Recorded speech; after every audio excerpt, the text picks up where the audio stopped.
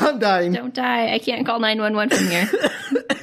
I don't know where you live. No, that's true. I was drinking when you said that. I choked.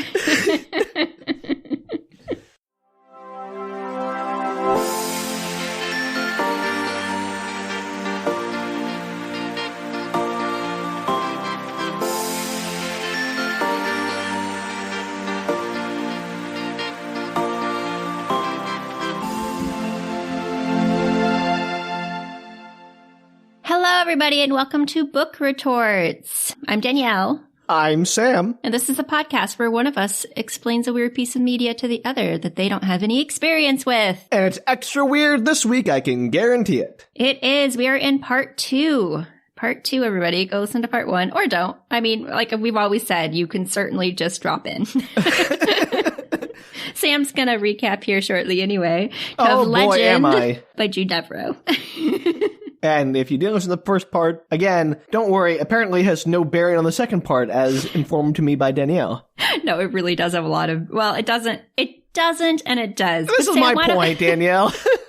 Sam, why don't you fill us in on what happened in part 1 of Legend? This is going to be an extremely short recap because very little consequence seemed to happen in part 1. All right, we might have to add some stuff in because some of it does relate, Sam. All right, so there is a woman named Kady or Kady, depending on how catty you want to be. There is a line in the second part that says Kady with a D, so I'm going to assume it's going to be Kady with a D. Yeah, I don't care. I'm still going to, my headcanon is she's Kady with a D, and she confuses people. It's Kady with a D. Okay, anyway. She is engaged to Gregory, a handsome but boring real estate mogul from California, who is also a, minor misogynist. It gets worse, but yeah, minor misogynist. At least initially, and she is a chef working at the restaurant of the mother of his fiancé, and she has made this restaurant a big-time deal, but has absolutely no ownership stake in it and refuses to start her own restaurant or stick up for herself. It's basically just a doormat. She is, that's true. She was going to leave, to be fair. That before she met Gregory, she was about to leave. And there's a whole insinuation we'll get to that Gregory's just marrying her to keep her at the restaurant, which is a terrible way to do that anyway, which is not a good idea. It's a bad idea on everyone's part. Anyway, moving on. She finds a flower tin of indeterminate size that somehow contains a perfectly preserved satin wedding dress, like big poofy wedding dress, and a photograph of some people from the Old West and a pocket watch. And she puts on the wedding dress because she has no sense of self-preservation or of cleanliness, and is instantly transported back in time to the Old West, 1870s Colorado. Yeehaw! You're good at this, Sam. Good job. Thank you. This is much better than my last several summaries. Oh, well, Danielle, what can I say? This one really sticks with you, whether you want it to or not. This plot's much more linear than yours, too, to be fair. That is true. This plot actually has, like, a progression it makes sense. Like, events follow events. Unlike Fool on the Hill. Which is more of a mishmash, but that's not the point. The point is, Kady, in Colorado, amongst the petroglyphs, crawls out of a cave in her wedding dress to find a man being hanged by a series of other men, and she immediately thinks, he's cute, I need to save him. Because, contextless as it is, she just assumes he's being harassed by these 3 dastardly men, although she has absolutely no reason to think that besides maybe the hand of fate, which she gives way too much weight. She has like a sense. She has a sense. I mean, she just go through time, Sam, so, I mean, not that she quite believes it yet, but to be fair, if you went through time, wouldn't you follow your sense? And maybe my sense would be, I just think I'd be like, I went through time, I know what's going on, I don't want to mess up the timeline. That's why you would never get sent back in time. I wouldn't be so arrogant as to assume that I went back in time for a reason. It wasn't just like some random happenstance, and this is a very dangerous situation. Like, that's very egocentric, like, I, Kady, have been chosen by fate to go back in time. I'm the most important person in the world. How full of herself is she? For this situation, the most important person for this situation, Sam. Yeah, I don't know. I think she's so full of herself. Maybe people travel in time all the time and you just don't know. I mean, if they do, good for them. Point is, she intervened. She, in her wedding dress, managed to scare off 3 banditos with a shotgun or a rifle that she fires randomly or something. Mm-hmm. And then gets the man off the horse. He's unconscious because he was strangled just a little bit, but not enough to actually kill him. And then wakes up to him making out with her because, you know, everyone in this book is just the best. Oh my God, they're terrible characters. Yeah, they are. Doesn't it hurt to hear them summarized this way? I I already I've read this book several times. I already knew they were terrible characters. Yeah, but it's much worse when you have the harsh light of someone else's disdain shine on them. That's true, I guess. So Kady pushes him off and is like, Kady waits a beat, then pushes him off. And he's like, oh, I thought you were an angel, so it was okay for me to sexually assault you. And she's like, oh, that's cute, but no. And then he offers to marry her, and she's like, no, because I still love Gregory, who's also terrible for different reasons. Contextually, he's like, you're in a place that I'm getting you to can't. that. Okay, he didn't just say, hey, marry me. There was like a context in the conversation. I'm not saying it makes any more sense, but it does a little bit. He's just like, you're a woman in the Old West. You need a man to protect you. Let me marry you. Also, I just super want to bone you. Yes, that works better. Thank you. You're welcome. And she's like, no, I'm a strong, independent woman who is in the Old West. And that's a thing that it will go well here for me, who has no context for how society works at this time. Let me go to this town and I will make my own way. She's like, fine. He takes her to this old town and she's like, I'm going to be a chef at the hotel or something. He's like, good luck with that. And she can't find any work. And the next day she goes back to him and is like, hey, I'm starving. No one will hire me. Can't you help me? He's like, I don't want to. Oh, you said you were independent. I'm going to be a jerk about this.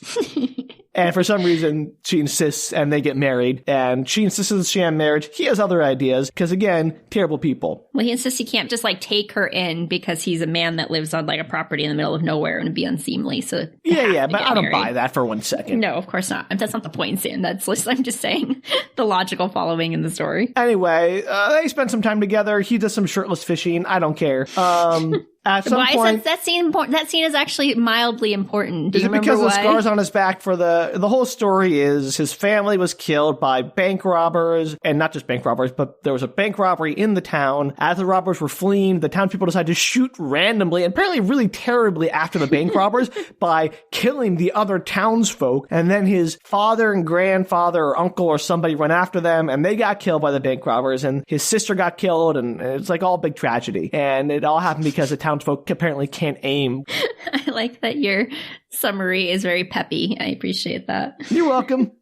Anyway. And so he hates guns. Yeah, he hates guns. Okay, and he great. uses knives like obsessively. So he's a creepy knife, one of those guys you saw in like high school who's like, oh, I want to see my knife collection. I got a butterfly knife and I got this kind of knife. But he actually uses them because he lives in the Old West. So it's just both his means of protection and that he actually uses them in the day-to-day life. I'm still going to categorize him as a weird knife kid. Sure, go for it. Anyway, he eventually takes her back to the petroglyph. She finds the portal, and I'm going to tell you some really crazy stuff right now that I left out on purpose because it's much more funny to mention it now. And as she's about to go through the portal, a Arabian vision, a man who is an Arabian man on a horse, and a veiled man steps in front of her. And this is a man she's been dreaming about since childhood. Every week she's dreaming about the Arabian man who she can never reach. And she's like, oh, this is the guy I actually love, even though she kind of loves Gregory. And also, I forgot the other guy's name. Connor? Cole, whatever. Connor. That's right. That's wolves. That's the ones you can't remember. That's what we name all the characters we can't remember. Yeah, we've got another C name yet. Now you can't blame me for that. I'll remember this one, though.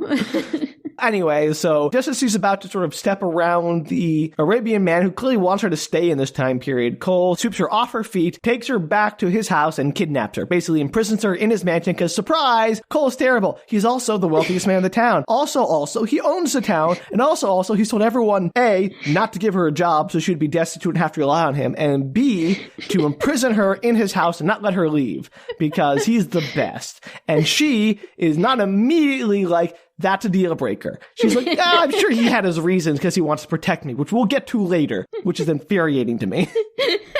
Sam has a lot of problems with this book that I don't have because it's a book. I know it's a book, Danielle, but doesn't mean it's a good, it's a good reason. Like, this has to make some kind of sense. That's one of the reasons why I like this book, though, is that stuff just doesn't really make sense. Yeah, but like, I hate the characters too much. It's like, everything they do is like, I want to smack all of them.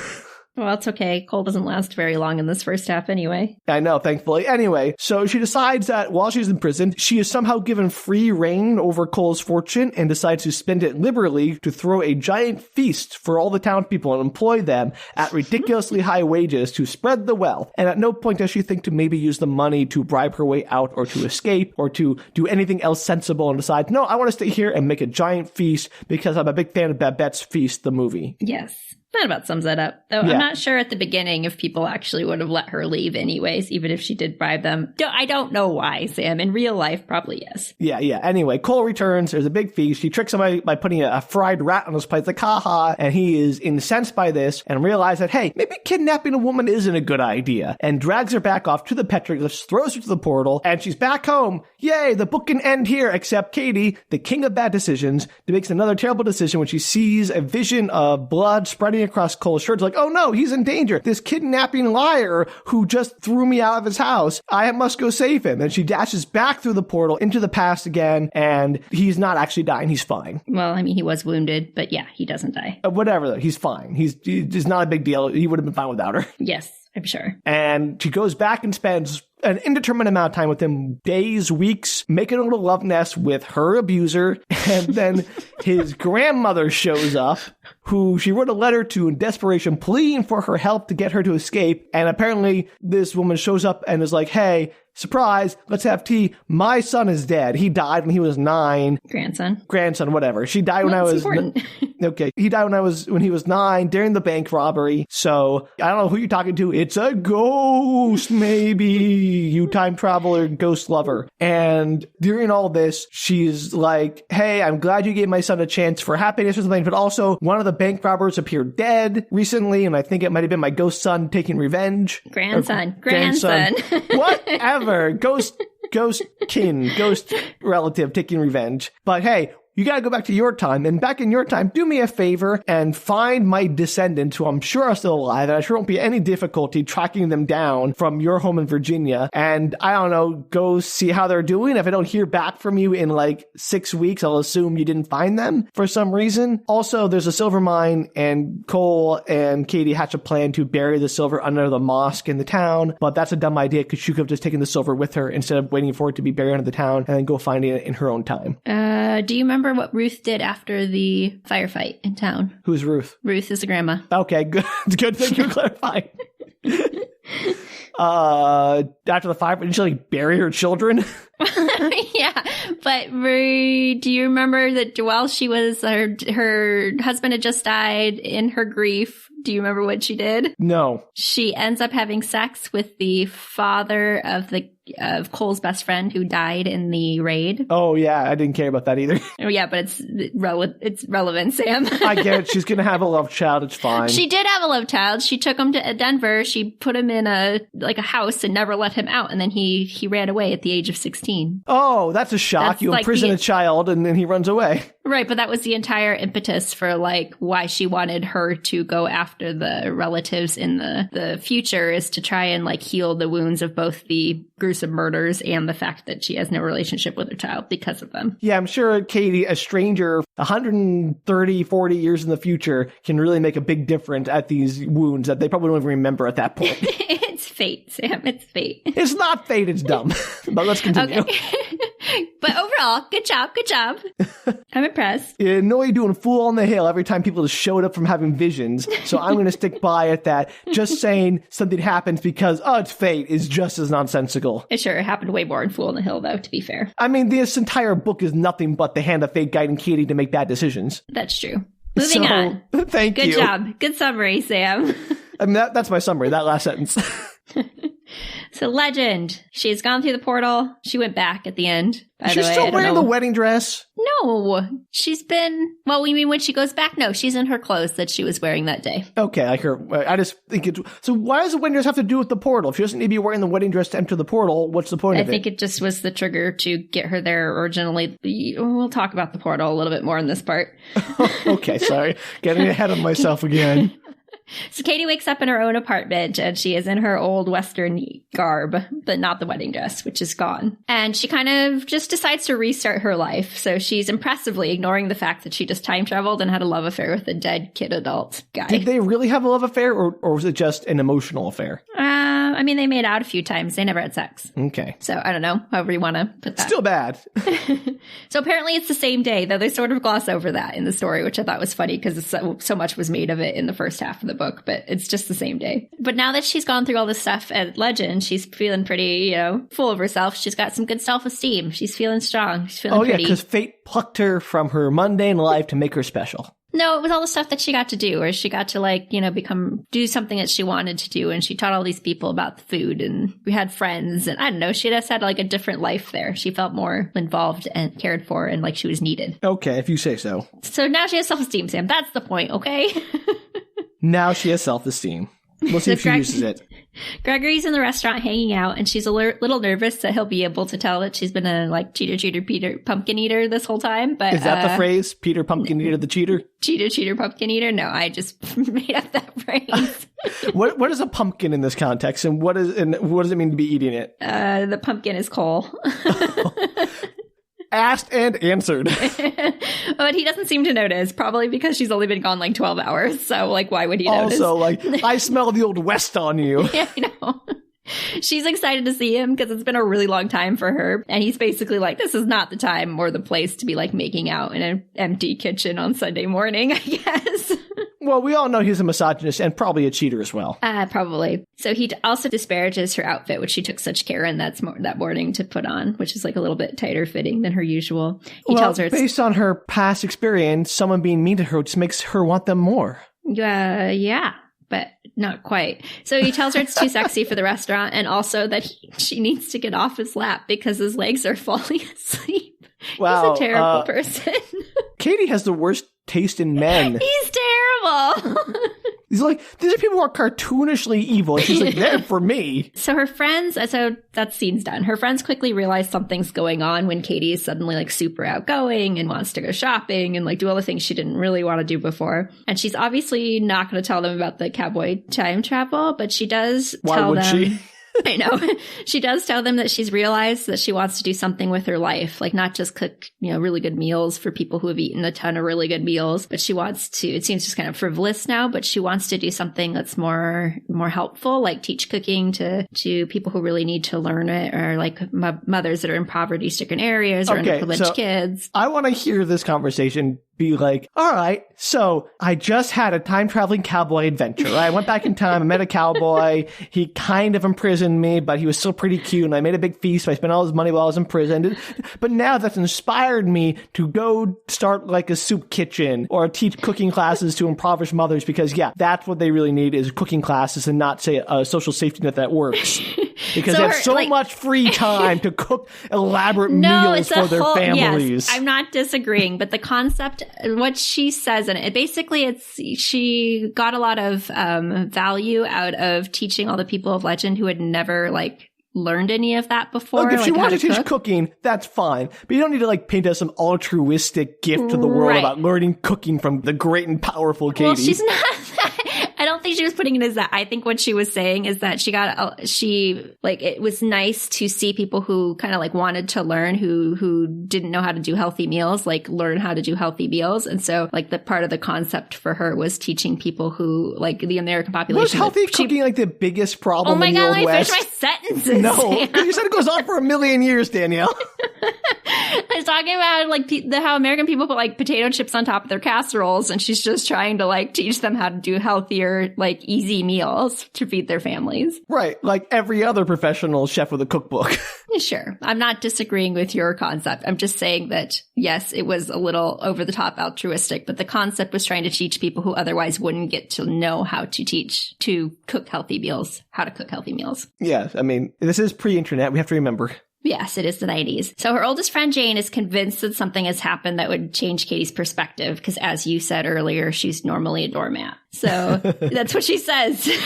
I've known you all your life and you've never been a crusader. You've always been content to stand in the background and let others walk all over you. Jane, I like the cut of your jib. And Kady's like deeply offended and tries to deny it. And Jane like says like, well, look at how Mrs. Norman treats you, and you don't even say anything to that. Freaking Cole treated you. Yes, but she doesn't know about Cole. Yeah, but like Kady should know about Cole. Cole at least liked her. Kady. Oh, okay, that makes it okay. I'm sorry. No, it doesn't make it okay. Great. He likes her though, so it's all good. not what I mean, Sam. I have glossed over a lot of their relationship development because you know what? We don't have time. Danielle, I know you have. And as funny as that is to me, I can't imagine anything that would justify that. I know. I'm sorry, but like, I'm sure they had a lot of meaningful conversations and long gazing into each other's eyes and breathless, almost makeout sessions because this is a romance novel. Yeah, and actual makeout sessions too. But, the second a guy kidnaps me for 10 days and imprisons me in his mansion, disagree. I think no amount of eye gazing is going to make me okay with him. I don't disagree, Sam. I am not validating his kidnapping. So, okay. Kady, they kind of like agree to disagree. She drives back to the restaurant in silence, and Kady ponders kind of like what's going on with her lately because everything seems to bother her. So she's been back for almost 4 weeks at this point, and she feels like her whole life has changed. So basically, like Mrs. Norman's getting on her nerves constantly, like, and things that she liked are accepted now she doesn't like, she doesn't accept them, and she has gone from being really content in her life to wanting something else. She's not sure what it is. Maybe being treated with respect. Yes, that might be it. What a novel concept. And also her dream of the Arabian man has started to bother her as well because previously it was kind of like idle curiosity. She just thought it was weird that she had it every week. But recently it's felt like really urgent and like time is running out and she doesn't understand like why it feels that way. Well, having visions of him stopping you from entering a time portal can also make it a little weirder. Right. She knows that it has something to do with like legend and coal and all that, but she's not sure what. Okay. I mean, whatever. And she hasn't been looking for the family yet, I assume. No, she is not. Oh, her time's running out. She's got 2 weeks left. I'll get there. I don't think she remembers it at this point. But she's the best. But she's like even questioning Gregory because he makes her feel secure, but he's not very like passionate. She doesn't feel like he necessarily likes her or loves her. Okay. She's not sure.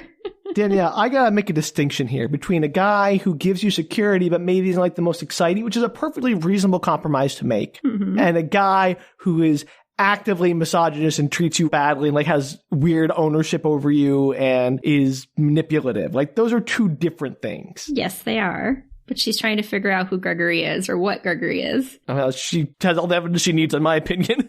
Well, it's like to her, she's like, well, why does he want to marry me if he doesn't love me? Doesn't that prove something? Because I don't have anything to bring to the table. I'm not rich. Like, why? He's really well off. He could have anybody, but he wants me. Does she not understand how people work? No, she does not. Like, people marry people for like, would do that even if they don't love you, for control, for money, for thrills. I don't know. Well, and she doesn't have the self-worth to be like, I bring a lot to this relationship. Like, I run their entire restaurant. Yeah. Like, but she doesn't have that yet. Or even just sex. I mean, come on. Yeah, they don't have a lot of sex. That's the whole point. Well, that's not the whole point, but that's part of what she says. Okay, well, poor Kady. Yes. So one day she asks him why he wants to marry her, and he scoffs and asks if it's like one of those questions that no matter what he says, he'll be wrong, which, yes, in real life, that is one of those things. Yeah, it's a trap. Like, you're it's an absolute trap. Right.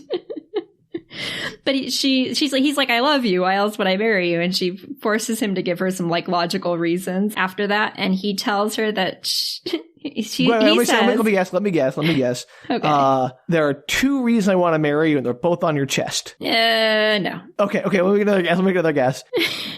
It's because I hate to see you go, but I love to watch you leave. No, I don't think he's that attracted to her, Sam. Okay, we'll try another one. If I didn't marry you, you would leave our restaurant, and my mom wants me to control you. Ding, ding, ding, ding. Oh, but no, he doesn't say that.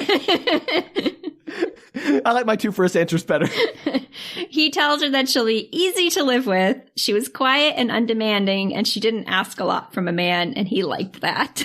Danielle, my gosh, this reminds me of a much better show, Daria. Yes. Where Daria and Tom are discussing a relationship, and she's like, do you take me for granted? And she's like, oh, I'm comfortable with you. And she's like, comfortable like furniture? And I'm like, this is exactly, he's just described her as if she were like a couch. I know, it's terrible. I hate Gregory. I mean, I hate all the men in this book. Despite your protestations, Cole's terrible. I'm saying it right now. And Gregory's no better. Necessarily like Cole. I don't necessarily like any of the guys in this novel. It's not that. But like Gregory is like extra bad. Well, because he has no, as you said, dorky naivete that might help. He has no redeeming features in this is the thing. Like the other ones at least are like a more well-rounded character with like 3-dimensional traits and some good, some like mini bad, but some good. Like Gregory literally he's just he like mustache twirling evil. I really want to know, how did Kady end up with this loser? Like, what was like his romance? Like, hey, baby, you're in my restaurant. Let's get married. That was it? No, it was 6 months of like, he took her out for dinner and brought her roses, and she'd never been spoiled that much. So she like instantly fell for him. Yeah, because apparently no guy likes to try to date an attractive, professional, successful chef. She's just never had time for romance until now, Sam. Uh-huh. All right. Well, let's move on before I get angrier. Yeah, she asks him what would happen if she asked a lot from him. Like, she wants to be half owner of Onions, the restaurant, which is reasonable. Yeah, I put that in parentheses. Reasonable. And having should have her been name, the first thing she said. And having her name on the deed to the house that they're both going to live in. Yes. And she also wants her accountant to go over the restaurant books because she wants to share in the profits. Also very reasonable. All reasonable demands. Stuff, yeah. She should have done it years ago when it got famous. She should have done that immediately, or gone start her own restaurant, or, as I said in part 1, have like Onions, the steakhouse, and make like a fancy French restaurant. They're not directly competitors. You can have multiple restaurants of different cuisines. Absolutely agree. But here we are. Here we are. So he looks shocked and then laughs at her, and he says, quote, "Kady, my dear, for a moment you sounded just like your dreadful friend Jane. If you want to buy anything, just let me or mother know and we'll make sure you have the funds. I think running the kitchen is more than enough for you to handle. You don't need to start trying to become a bookkeeper as well. Stick to frying eggs and I'll handle the rest of it." Wow. I have nothing I can say that's going to be worse than that, so. Ouch. He's condemned himself far worse than I could. Impressive, like, just an impressive dismissal. You're like, oh, you're lucky that she doesn't immediately dump his ass right here. I have no respect for her at all. Okay, so we'll get there. But she decides to drop it for the moment. Kady! No, bad Kady. I know, but she does get persnickety later with it when she tries to persnickety. That's the right response. I'll get there. We'll say we're going to get there in literally like a couple of paragraphs here. Well, we should have gotten there chapters ago. I know, but we got to like draw this out for book story. So she tries to tell him about her cooking classes that she wants to do, and he's super unsupportive about it. And Shocking. then he's like, you know what? I think you need a break. You've been really weird the last few weeks. Like, just take a few days off over the weekend, recharge, come back to work on Monday. We'll restart. And Kady agrees. She's like, yeah, I don't know what's been wrong with me. I do need a break. But the minute she gets home, she like can't go to sleep. She's wired for sound. So she starts to write down like all the recipes that she used in Legend, and then starts writing down like everybody she met, all this like the story. Baked rattlesnake. Yes, all those things. Hardtack. And the more she thinks about like everything that she went through, the more she kind of like, it's like the first time she's let herself think about Legend. And so she starts to cry, and she realizes that Gregory makes her feel like he's doing her a favor by marrying her. And nobody in Legend ever made her feel like that. She always felt really important and needed there. Sure. Okay. So next, needed, imprisoned, same thing. By the townsfolk. So a series of events happen, Sam. So she goes back to work. And one evening, Mrs. Norman is, as always, following her around the kitchen, critiquing her choices of ingredients and presentation and all of that. This is like the first time you actually see Mrs. Norman, which I think is funny. How did she put up with this for years? I don't know. And finally, Kady yells at her to get out. It's like shocked. She leaves the kitchen, and the entire kitchen staff erupts into applause and cheers until Gregory comes in to ask her what the heck's going on. And she basically tells him to like go mind his own business. She's in the middle of cooking. This reminds me of like Kitchen Nightmares when you have the really like annoying owner who thinks he knows better than the chefs. Yes. But sadly, here we go. You don't see Gordon that as much. Ramsay, save her. So that night after work, Gregory brings her into his office and tells her that what she did was disrespectful and intolerable, and that his mother had to be sedated. Dramatic. Sedated? What is this? The like 1920s? She got the vapors from your harsh word. We had to sedate her with laudanum. That's exactly the conversation that's happening. And he's like, I don't understand why you're acting this way. My mother's been so good to you. We've given you free reign. And, mom's worked so hard to bring Onions back to its former glory. And she included you in all of that. And Kady's like, what the heck? Like, I brought Onions back to its former glory. Your mom, just despite your mother.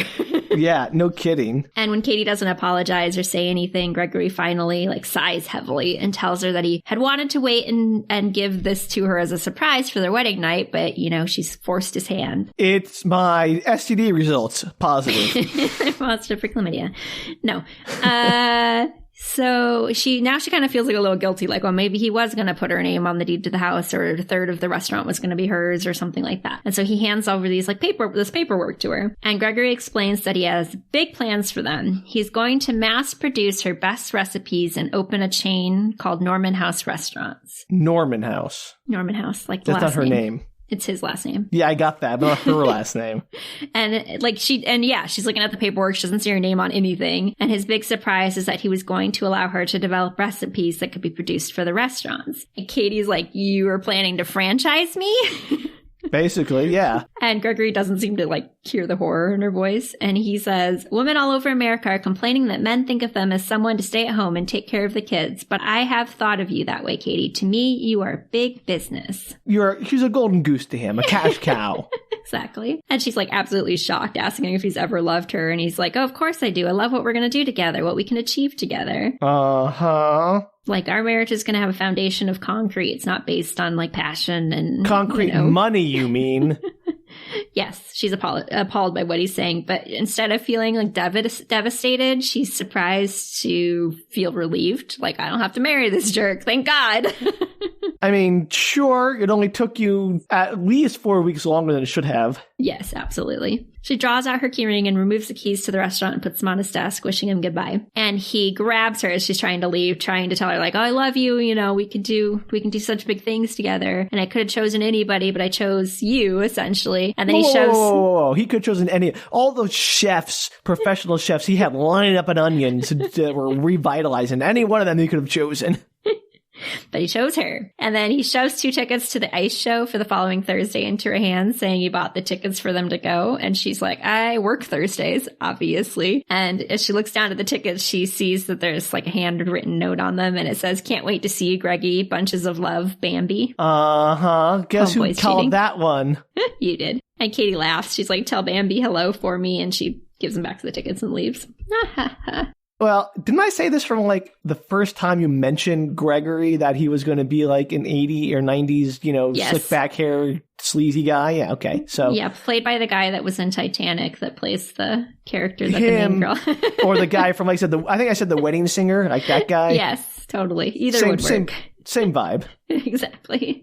So, fast forward, she's on the way to the post office to send some resumes. She hit the ground running, and she walks by a bookstore with a window display about gold mines. Oh, here we go. But it wasn't a gold mine, it was a silver mine, Danielle. We'll get there. Thinking of legends, she stops and looks at the books, and she finally sees one titled, The Lost Maiden Mine Could Be Yours. I don't know if you... I remember, there was a mine that was lost. You mentioned it. Yeah, there's a mine mine that was lost that was found, I think it's in the 80s. I think I said this is the 70s last time, but it was found in the 80s. It was a big to-do across the nation. And they waste all the money on lawyers litigating who actually got the spoils. Yes, but apparently, according to this book, it hasn't been found. So Kady laughs, thinking that the books are out of date or whatever, but on impulse ends up going into the store. And she's looking through the books and assuming she's going to find... change history. Assuming she's going to find articles about what was, the mine that was found. And she's like, but there's nothing in the books. It doesn't say anything about it. And she's like, well, they can't be all out of date. And there's a really simple solution to this, which is just check the date of the publishing of the book. Check the copyright page. Has she ever read a book before? And during this scene, every time I read this scene, I'm like, this is dumb. Seriously, all I gotta do is look at the back of the title page, and there should be a copyright date right there. She also asks someone if they remember the story because it was such a huge deal and they have no recollection of it. And suddenly she's wondering if the mine really hadn't been found. Does that mean that Cole found it? And if he did he live past 9 years of age? What's happening? And she runs off to the library. If Cole did find it, how did it get... it got found by people in the 80s, presumably through their own means. So someone finding it again in the 1870s shouldn't affect their ability to re-find it if it was still lost. I don't know, Danielle. But there wouldn't be any money in it, so it probably wouldn't have made... So why are they writing books about it? I'd say, I don't know. Because it's apparently it just was never found. I don't know you're right. It doesn't make any sense. It doesn't. I'm willing to give a lot of leeway to time travel because it's all pretty nonsensical anyway in terms of how books and movies and TV shows use it, which is fine. It's fun. It's goofy. But you gotta have, if you're gonna do a butterfly butterfly effect situation where everything you do in the past is going to have a big effect on the future, that's fine. Or if you're going to have like, you can go back and deliberately change things, that's fine. If you're going to do like a 12 Monkeys where you can go back in time, but you can't change anything, but you got to pick how your time travel works. Well, apparently, maybe somebody found it in the past and therefore it hasn't been found in the future, which doesn't make sense. They could still be looking for it. They wouldn't know that there was no gold in the mine. Yeah, exactly. Okay. But alas, it has not been found for reasons, Sam. Okay, sure. So fast forward 1 week, she's been researching Legend continuously, and the mine appears to still be lost. And the story that Ruth had told her about Legend, how she had like shut down the whole town and sent everybody out, and there was like a cholera epidemic, and everybody blamed her for the destruction of the town. That all seems to be true to history as well. And the story about Ruth moving to Denver and having a son named Cole Tarek Jordan. Tarek was the name of Cole's best friend that got shot during the robbery, as a reminder. Sure. So she had another son to replace her dead son and the son of her lover, and named her new son after both the dead children. But this is the son of her lover. Right. So what I'm saying is her lover's actual son, the best friend of Cole, was killed. Yes, but that wasn't her son. No, but I'm saying it was her lover's son, which is what I said. Right. She named her new son after her dead lover's son and her dead son. Yes, she did. That's creepy. Well, I don't know if it was a family name. Maybe. I don't remember what the dad's name was. Maybe Cole's a passed on name. I'm just saying, like, there's no way that kid doesn't have a complex. Like, she's trying to replace her dead children with me. Like, that is obviously going to give that kid a complex. Yes. I mean, he already has a complex because, he locked her in a cabin for 16 years. I get he's raised in a my point compound. Is further evidence that she's a terrible mother. Well, yeah, grandmother, definitely. And whatever. she knows that. She knows that. I mean, that's not, she never says that she was a good mother. So grandmother she found, also, whatever. Or no, probably not a good grandmother either. So she found one mention of Ruth's passing away at some point, and she was survived by C.T. Jordan, who, it's her son, who was unable to attend her funeral. And that makes her sad because she's thinking, oh, she never got a chance to reconcile with her son after we talked, kind of thing. Yeah. But what about the son? How does he feel? Like, why does the son have to reconcile with his abuser? He doesn't, and he is never mentioned in the story, so I don't know.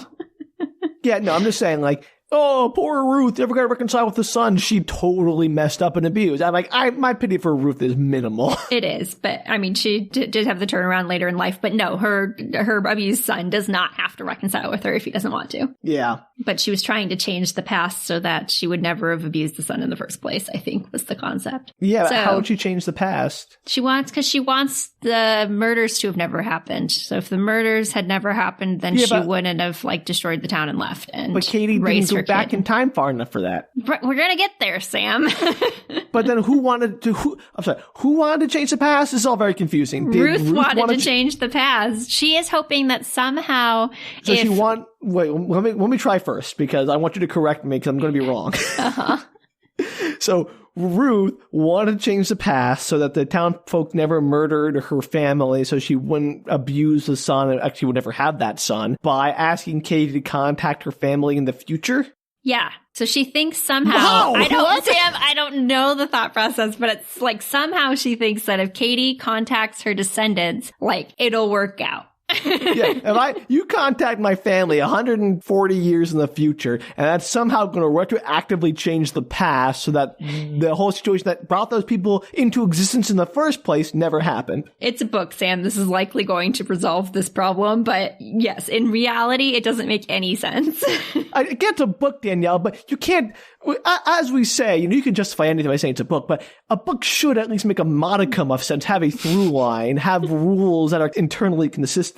No, she just feels like if Kady was given the power to come back and raise her dead grandson to adulthood and be with him and give him a chance at revenge and a life, she must have some kind of power in the future. That's fair enough. She could be you're a time traveling god. Right. Fix my She's family. Just try it. If not, then it doesn't work. We're no worse off. But try. I guess that's a fair point. Give it a shot. But the fact that it does work is BS. Well, Ruth doesn't I think she's just hoping it's going to work. It's not she necessarily I'm not expects blaming it to. Ruth for hey, time traveling stranger, maybe you can fix the timeline. That's totally a reasonable request to make of someone you don't understand. But if it actually works in this book, that's nonsense. Yeah, well, you'll find out if it doesn't. I can't wait. Anyway, So she can't find out anything more that happened about the son. And exhausted after days of searching, she falls asleep and she immediately has her infamous Arabian man dream. Yeah, there he is. I wonder when he's going to show up again. But this time it was slightly different. So he seems to be angry at her in the dream, and she's moving away from him this time instead of him moving away from her. And he speaks for the first time and he says, "Now, you must come now. If you do not come now, I cannot return." Let me tell you something, Danielle. I have said that before. It doesn't work. Funny. There are better ways to achieve those goals. Well, he doesn't try any of them, and then he disappears, and she's left alone in the desert asking where he is and how she can find him. Yeah. Let me tell you, Danielle, not very effective way to keep someone happy.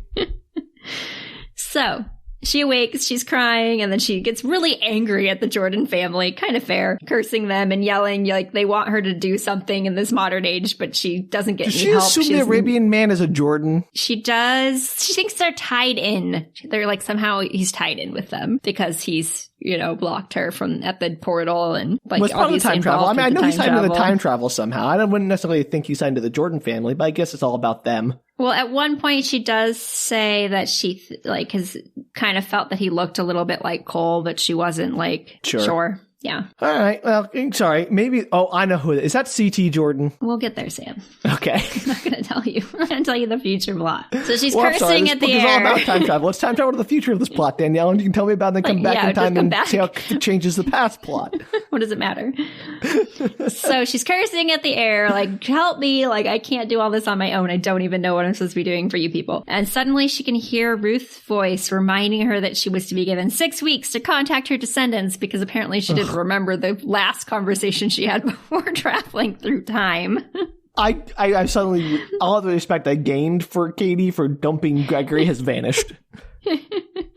She does kick him later, if that makes you feel any better. I don't know. My feelings for these characters is just a roller coaster, Danielle. And she's like, oh my God, 6 weeks. And she tears over to a calendar looking to see how long it's been. And she has 3 days, Sam. Yeah, but like, who cares if it's 6 weeks? Like, it's time travel. Well, we'll get there. Why 6 weeks actually matters at all. All right. Because it does actually matter. How did Ruth know 6 weeks mattered? And 6 weeks from when she returned, which they didn't know when she was going to return. Which they didn't know. They were just assuming it was the same day that she came through, which was a big assumption, let's be honest. Right. And again, this book has done nothing to establish the rules of the universe and how the time travel and magic works. Nope. And it continues to just be a mystery. So she asks, she asks the universe again. She's like, where am I supposed to start looking for these people? Because this is pre-internet, and the pre-internet days were hard, Sam. Believe me, I remember them. Me too. So she hears Ruth's voice again repeating from their conversation that her son had gone to New York to make his way. And she could be in New York in 3 hours. Why does she have to hear a voice in her head repeating things rather than just, remembering a conversation? Because it's magical, Sam. Okay. So 3 hours, she can be in New York, and I'm sure finding someone in New York is super easy. Danielle, I run into people from my hometown here, and let me tell you, it's not that easy to find people.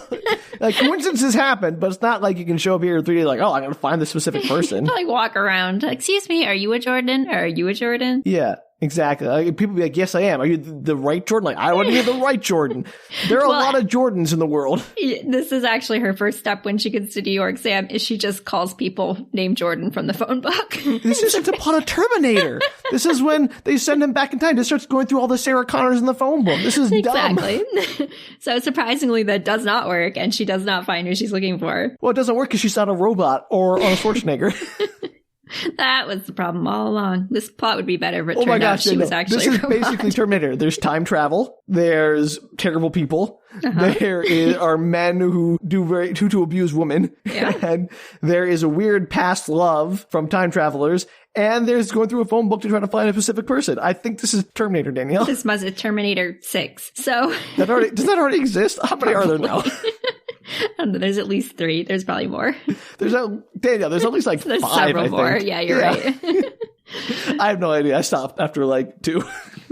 Well, I mean, the first 2 are the best too, let's be honest. Oh, absolutely. So the next day, she's ready to give up, and she's eating at a deli when she spies a knife in the hand of the man next to her. It's Jordan! No, that'd be funny, but no. So she's thinking about Cole and his love of having random knives all over his body, which I didn't get really into in the first part. But he's the knife kid from high school. And he obviously used them in lieu of a gun because he hated guns. And she wonders if that's a trait that could be passed down to generations. No. Which, no. The answer is no. I mean, I can't remember. It was Lamarck or something. Someone had the idea that inherited acquired traits can be passed down as a counter to Darwinian evolution to explain how species change and not violate any weird religious precepts. But that was pretty quickly disposed of as a nonsense idea. Yeah, it's crazy. There's no. The answer to that is no. But she is like, you know what? What do I have to lose? I'll look into it. Maybe he's into knives. So she hits the ground, ready to. I just let me roll genetic to go, into Sam. knives. I didn't know that being a knife kid in high school was genetic. Now you know. So she hits the ground ready to find some antique and knife dealers. And luckily, on the very last day, Sam, she finally gets a bit of success in an out-of-the-way, very expensive place with a buzzer on the front door for entry. So on a whim, when the buzz is answered, she tells them that Mr. Jordan is sent her, and they let her right in. Ooh. So she randomly finds the right place. She obviously looks for many different, it skips the day, but basically it's a montage scene. Okay. So she montages around some knife places and then finds one that lets her in with Mr. Jordan as the name. Exactly. Great. Cool. Good sleuthing. So the owner inside attends to her immediately, asking what she can help Mr. Jordan find today. And Mr. Jordan, he buys all my best Mr. butterfly Jordan. knives. He does all these cool tricks. Soon he's going to do poi. I think it's Devil high-end, sticks. antique knives, Sam, not just butterfly knives. I imagine just wearing a black trench coat, like he's a Matrix aficionado. He does wear all black. Yeah, there you go. And he's the knife, this is my favorite butterfly knife. I can do this cool stuff. Oh, I cut my hand. Okay, it's still really cool at it. He's doing the No, weird knife Sam, tricks. he's good at everything, okay? It's just I've got obviously nunchucks too, man. I'm really into nunchuck. This is the kind of guy I'm imagining. It's not him. So she tells the owner that she's looking for a gift, and he's all snooty about, maybe you should try Bloomingdale's for a tie. And she's like, well, I was just trying to get an idea of what Cole might like, and which, for whatever reason, clearly piques the man's interest. And there's some commotion at the back of the store. So the owner leaves, and minutes later, an assistant pops out, and while he's putting away boxes, he whispers to Kady that the owner would do anything to find out what the T stands for. The T. The T. And why does anyone care that much about some guy's middle initial? Well, taking a moment, she realizes, obviously, it's initials, and so she trades the info for an address. Well, we're going to get into why this happens. This is the same Cole T. Jordan, that the abused son of Ruth passed his name along down 130 years. We'll get there. We're going to get there, Sam. Because I don't know. I mean, maybe I can't speak as someone who is a victim of abuse, but I would imagine you wouldn't want to pass along your family name given to you by your abuser. We're going to get there, Sam. Okay. You're making the story much darker. I mean, it is dark. It's not quite as dark as you're making it dark. You spent 4 seconds thinking about it. This is awful. She locked him she literally imprisoned him for 16 years. She did, because there were kidnapping attempts, to be fair, but also yes. So, I mean, no, she named him to replace her dead son and the dead son of her lover. I think it was in honor of them, not necessarily a replacement of them. I mean, I don't know if it was honor of them or not, Danielle, but there's no way that kid doesn't think he's the replacement. Well, I'm sure, but they don't get into the in-depth psychoanalysis of the guy for the great-great-grandson of, I'm just saying, Cole T. Jordan the 15th or whatever, BS.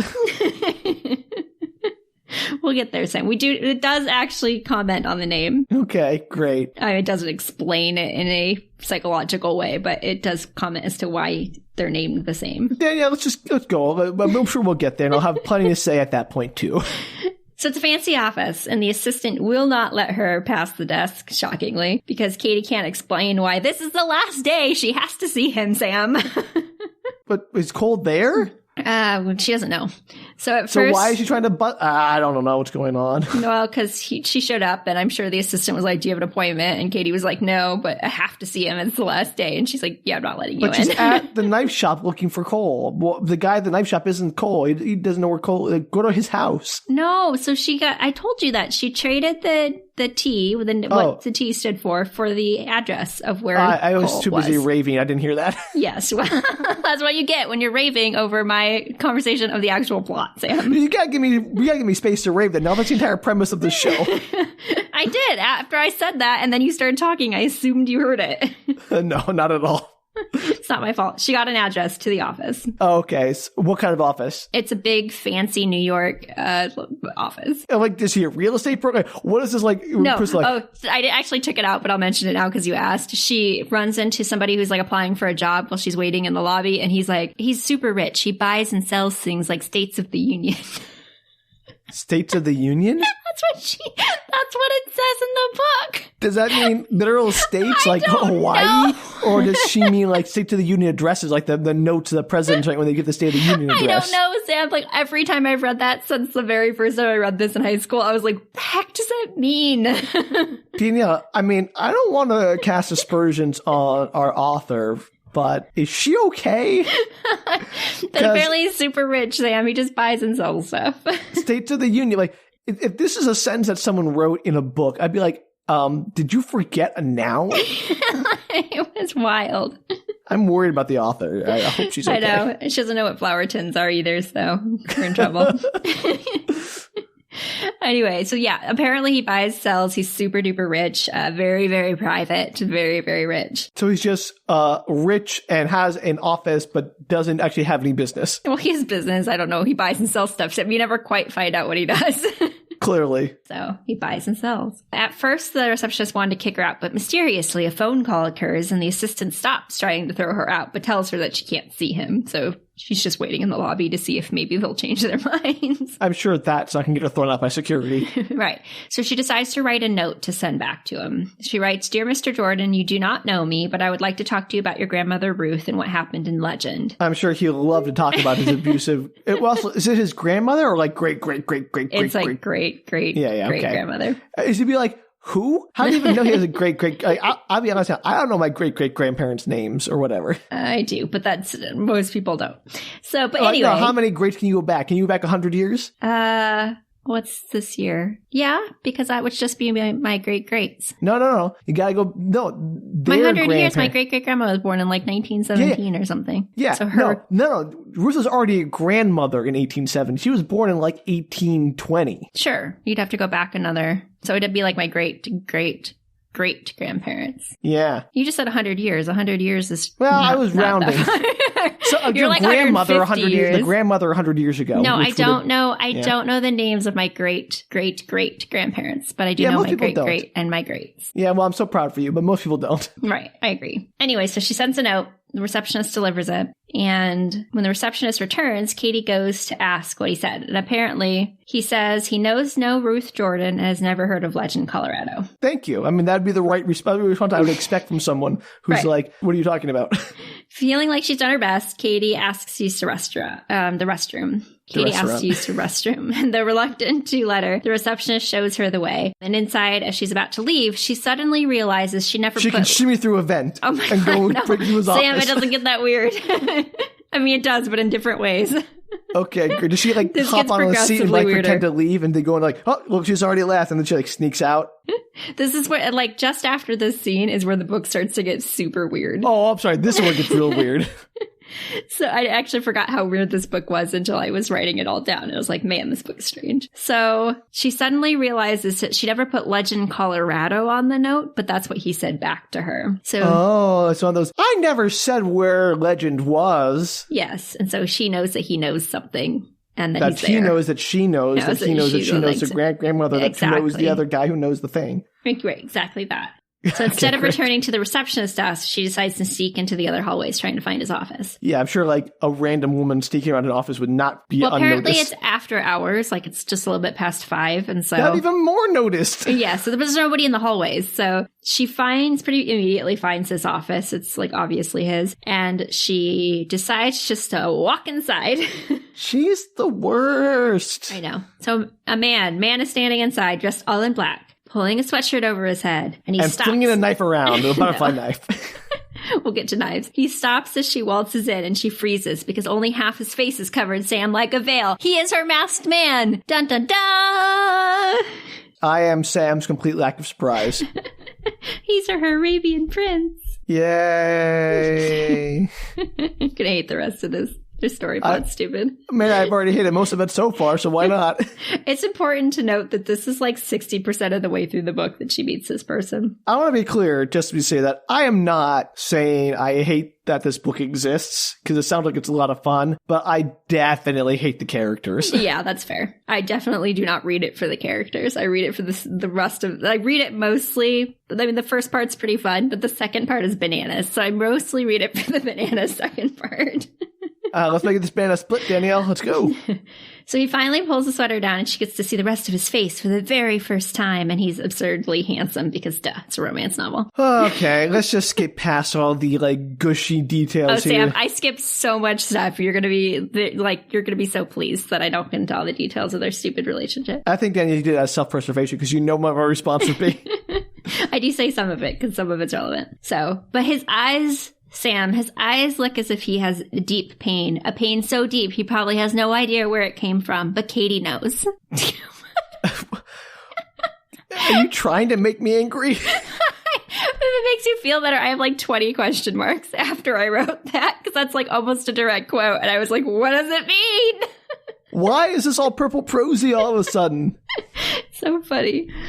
So he's like... So, you're Miss Long. Now that you forced your way in here, what is it that you want from me? And she's like so astounded by the revelation that she's met her Arabian prince that she has to sit down. And you also get a short glimpse into his head. Is like that switches to his point of view. And he's like, she's super cute. Yeah, no, he really thinks that she's hot. Yeah, I got that, Danielle. That's how these books work. But he can't let lust rule his thoughts. And he knew why she was here and what she wanted. After all, he thinks, hadn't he known all his life that this day would come? Why? Did like Ruth pass it down? Like, someday a short, curvy woman will come up to you and I sent her from the past to your future. I'm telling you, this book gets very weird very fast. Great, okay. Let's go. So also his wall is full of knives. Apparently, yeah, there they are. What a weirdo. If I was Kady, I'd be like, I don't care if you're my Arabian prince. I am out. Knife boy, no thank you. And her opening words to him are, I met your grandmother. Well, not his grandmother, because it's like several generations removed grandmother. Well, that's what he says. He's like, I doubt that. She died when I was 3. And she's like, no. The one before you were born. She sucks at communicating. It's so funny. She knows she sounds crazy at least. She's just still saying it out loud, which, boy... And he's like, oh, ruthless Ruth, who shut down the entire town and destroyed all their lives. And she feels like super obligated to defend her because she likes Ruth. Also, calling someone Ruthless Ruth is a terrible nickname. Yeah, it's just call her Ruthless. That's much more interesting. Oh, that's true. That's a good one. It's like how Dirty Shirley's, the drink, should really just be called Shirley Temple Blacks because it's way funnier. Why? Because that's her actual name. Shirley Temple changed her name to Shirley Temple Black when she got married. And so if you're going to like dilute a Shirley Temple with alcohol, you should just call it a Shirley Temple Black because it's much more clever than a Dirty Shirley. I mean, but Dirty Shirley at least rhymes. I know, but Shirley Temple Black plays on her name. It's a smarter drink choice, Sam. I'm not so sure about that one, but calling someone Ruthless Ruth is just like a mouthful. Anyway, that's her name. It was publicized by like a book that she comes across earlier in the library situation where she like a little novella that came out about the destruction of legend. Oh, okay. Anyway, it doesn't matter. That's her nickname. She's put off by how angry he is and that he doesn't seem to have any sense of who she is because she's dreamed about it her entire life. So she feels like he should at least have some kind of recognition of her. Awfully arrogant, isn't she? Well, yeah. And like, yeah, he should be angry. You walked into his office. Yeah, she's very entitled. I don't like her. Yeah. And he's like, oh, so you're clairvoyant. Cool. Like, awesome. Got a message from the past. How much do I need to pay you for this message? Like a medium, yep. Yeah. And Kady's all, I don't want your money. I just promised Ruth I'd tell you that she regretted what she had done to her son and wanted to make up for it, but she died too soon. And she'd asked me to find her descendants and contact them, which I've done. So I just wanted to tell you. And he like cuts her off. He's like, you're asking me to believe that you met my long dead grandmother and she just wanted you to come and say hello. Yeah, no, it's dumb. It's dumb.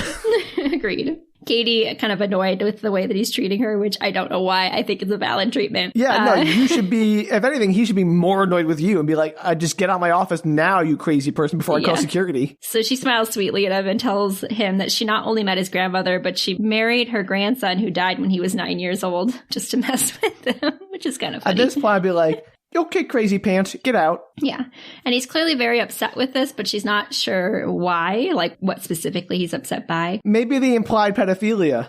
I don't think that's it. And tells her that no matter how outrageous the story, he's not going to give her any money. And she's like stunned that he's so hateful and like in love with his money that he thinks that everybody else would want it too. To be fair, this is would be like what would be happening in this situation. Like, I don't think he's out of line at all. No, I think it's a completely logical thought process if you didn't know who this woman was to think that she somehow wanted money from you. Yeah, she breaks into your office and like telling you stories about like, oh, I know your dead grandmother. She wants you to give me $1 million kind of thing. So, feeling compelled for reasons, Kady walks over to his knife case and is like taking a look at them and then just picks one up and throws it at him. Okay. As one does. And he catches it in midair, and for a moment she kind of like sees Cole, like in him, and then it's gone, and she tells him that she's given him Ruth's message, so she's gonna leave now. Why? Why would you even take that risk of throwing a knife at somebody? I don't know. What if she had actually hit him? That would have been the end of that story. I wish the book ended with her killing him and getting arrested. And he's like, are you sure you're going to leave? I have more knives you can throw. I like him. I hate her. You're not going to like him later. But yeah, at the beginning, he's totally the logical one. And I'm sure I'm not going to like him later, but like, because every character in this book becomes awful. Oh, yeah. The funny part, though, is like with this scene, you're in her head. So you're getting all her, like, it's through her viewpoint for the most part. But like, he's definitely makes more sense than she does. But the book is trying to convince you. Yeah. Like the book's trying to convince you she's the logical one. You're like, no. Anyone who wasn't a moron would be like, okay, I can't go in there blathering about time travel. They'll never believe me. That's dumb. I gotta find like, oh, I found this old notebook of your grandmother's or something. Yeah, nope. She doesn't have any backstory. She literally just pops in and is like, so I talked to your grandma. She's not very bright. No. So she gets really mad at him at his parting shot, launching into a speech about how wonderful his family was and that those lovely people gave birth to someone like him is disgusting, someone who only thinks of money, and then mutters that she can't believe she spent all those years searching for him. Years? Yeah, because of the dreams, Sam. Uh-huh. And also, lovely people, you mean the manipulative kidnappers. Okay, but she doesn't think of them that way, Sam, and neither are you supposed to think of them like that in the book. There's literally no other way to think about them. I'm not disagreeing, Sam. I agree that they are manipulative kidnappers. I'm not saying she can't think of them that way. I'm saying she's wrong to think of them that way. She's objectively wrong. For the point of the plot, you can't think of them as manipulative kidnappers. I'm saying this plot is dumb in that case. So as she tries to walk out the door, he ends up stopping her, asking very seriously. Don't let her go. Get rid of her. He asks her very seriously who Ruth's lover was. And she's like super freaked out by how close he is because, love, lust, fate at first sight, but whatever. But she answers that it was Tarek, an Egyptian man who was the father of Cole's friend, which is why he has his name and why he's dark when the rest of the family was blonde. And then she leaves the office shakily. Oh, so shaky. So shaky. You going to say something else? You sound like you're deep breathing for more. No, I am hyperventilating so I don't just like groan throughout the rest of this whole podcast.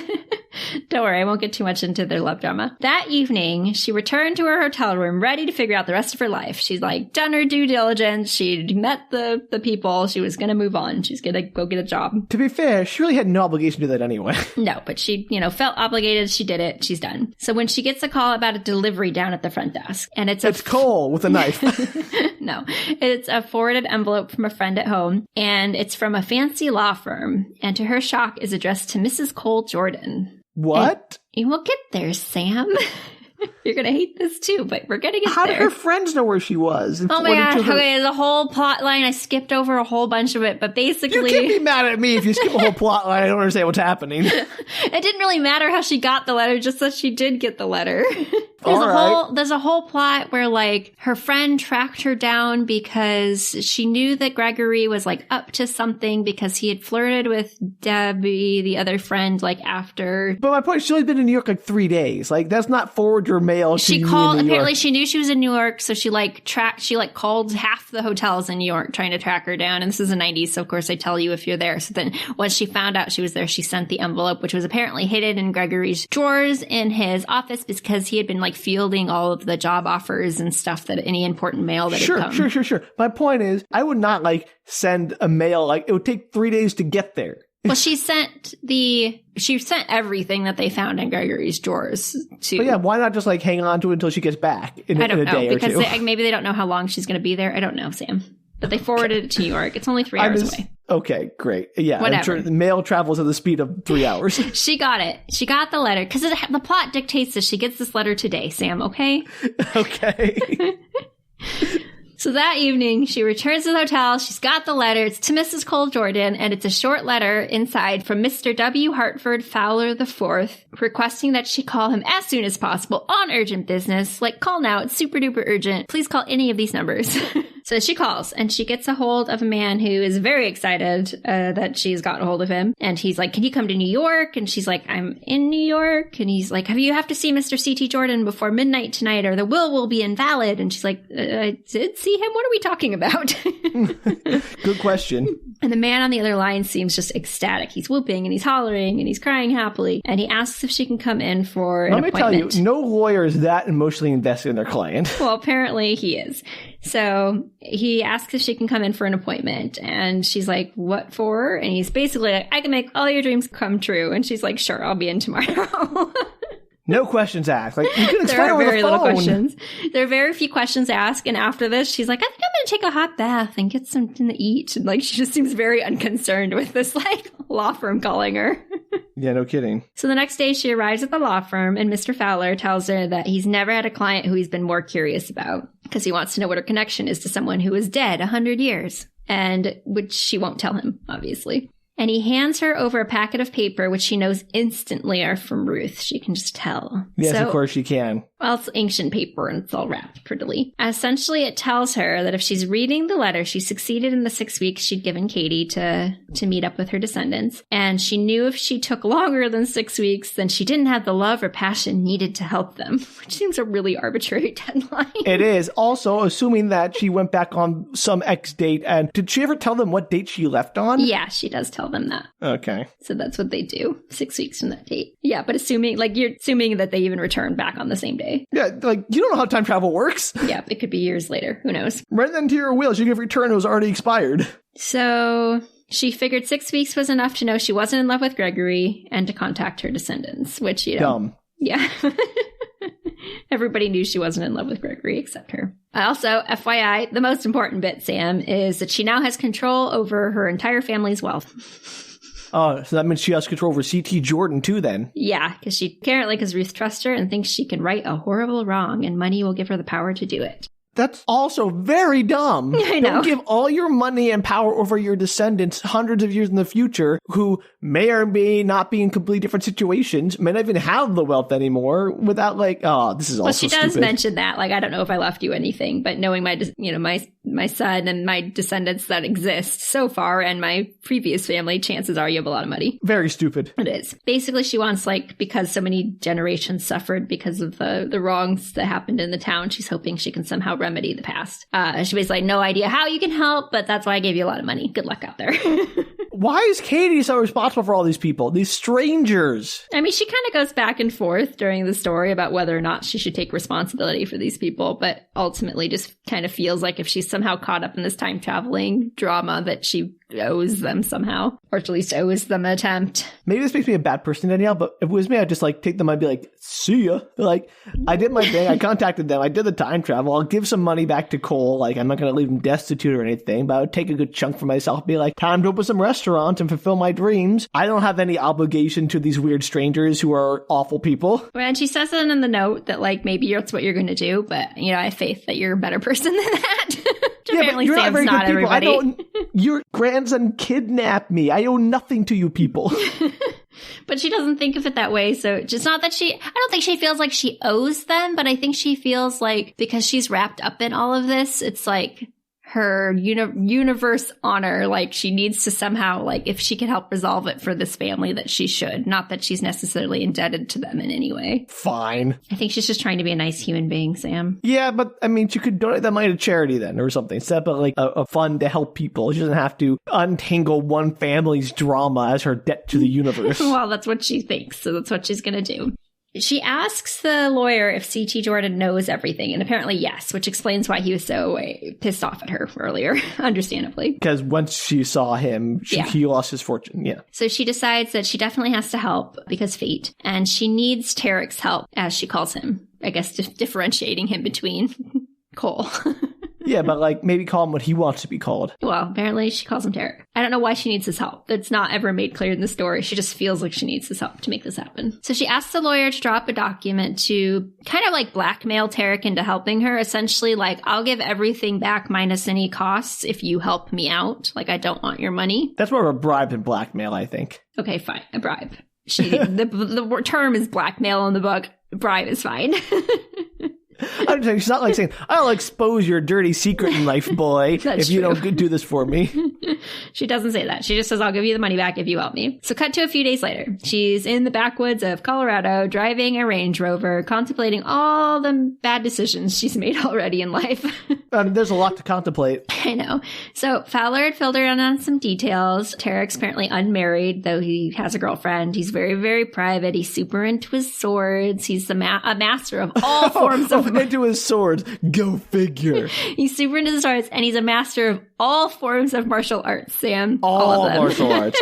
So, Chinese martial arts, South American martial arts, Japanese martial arts, Korean martial arts, even like boxing, American martial arts, and European martial, like everything. Yeah, it says all forms of martial arts. Kangaroo martial arts. And I capitalized all in my notes because it amused me. Apparently, he's not very close to his family. Well, he's perfect, of course. Yeah. He was raised by nannies, etc. His usual sad, rich childhood. Yeah, so sad. So first, before all this happened, she shows up at his apartment, one of the apartments he owns in the city, kind of assuming he wasn't there because, I don't know. And she just decides, well, I own it, so I'm just going to walk in. So she walks into the apartment and she just wanders around the house until she accidentally runs into Tarek, of course, coming out of the shower. Of course, coming out of the shower, but also, no. I know, why would you just walk in? If you own a place, you can't just walk in. Like, if you rent an apartment from somebody, they can't just walk into your apartment whenever they want to, even though they own it. Like, agreed. And she does say, to be fair, in her flashback, her thoughts about the flashback of all these bad choices she made, she's like, I was really full of myself and I probably shouldn't have done any of these things. Well, at least she learned eventually how terrible she is. So she just walks in. She runs into the shower and he sassily asks if she would like to join him in the shower, and she flees to the living room. The answer, of course, is yes, please. I mean, he is really hot. When he finally appears, she tells him her plan, which is to give the money if he'll help. And he's, I think, continues to be reasonably sassy, basically finally telling her that when you grow up your whole life hearing that all your hard work, it doesn't matter how hard you work, all of this is going to be turned over to some stranger. It makes you curious about her. And they've been watching her basically her whole life. Sure. And she tells him her plan, which apparently is to go back to legend and find a way back to 1873. Why not go back to your apartment or wherever where you have the dress portal opened? Well, apparently that's not going to work. She wants to go specifically to the petroglyph rocks because she thinks she can get in there for reasons. Okay. Yeah, right. Because it's worked that way before where she's gone in the same place she's come out of. Well, to be fair, she's been in her apartment 6 weeks and the portal has not opened up. Has she put the dress back on? She doesn't have the dress. It's back in. Well, it's her first mistake.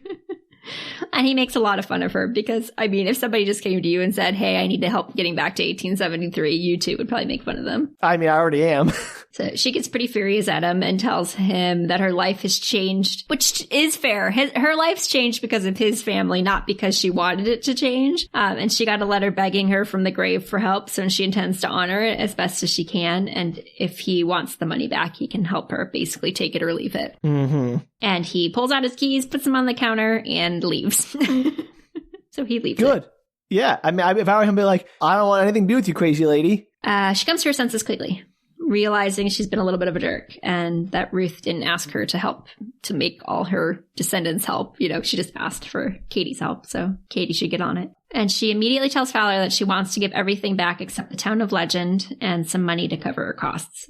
And can she put that in writing? Because if I were him, I'd be like, BS. Right. So that's Fowler is the lawyer. So she asks him to drop a document. Oh, so okay. she gets the document, and as she's like reviewing it, a server shows up at her hotel door, and C.T. Jordan is suing her for all the money.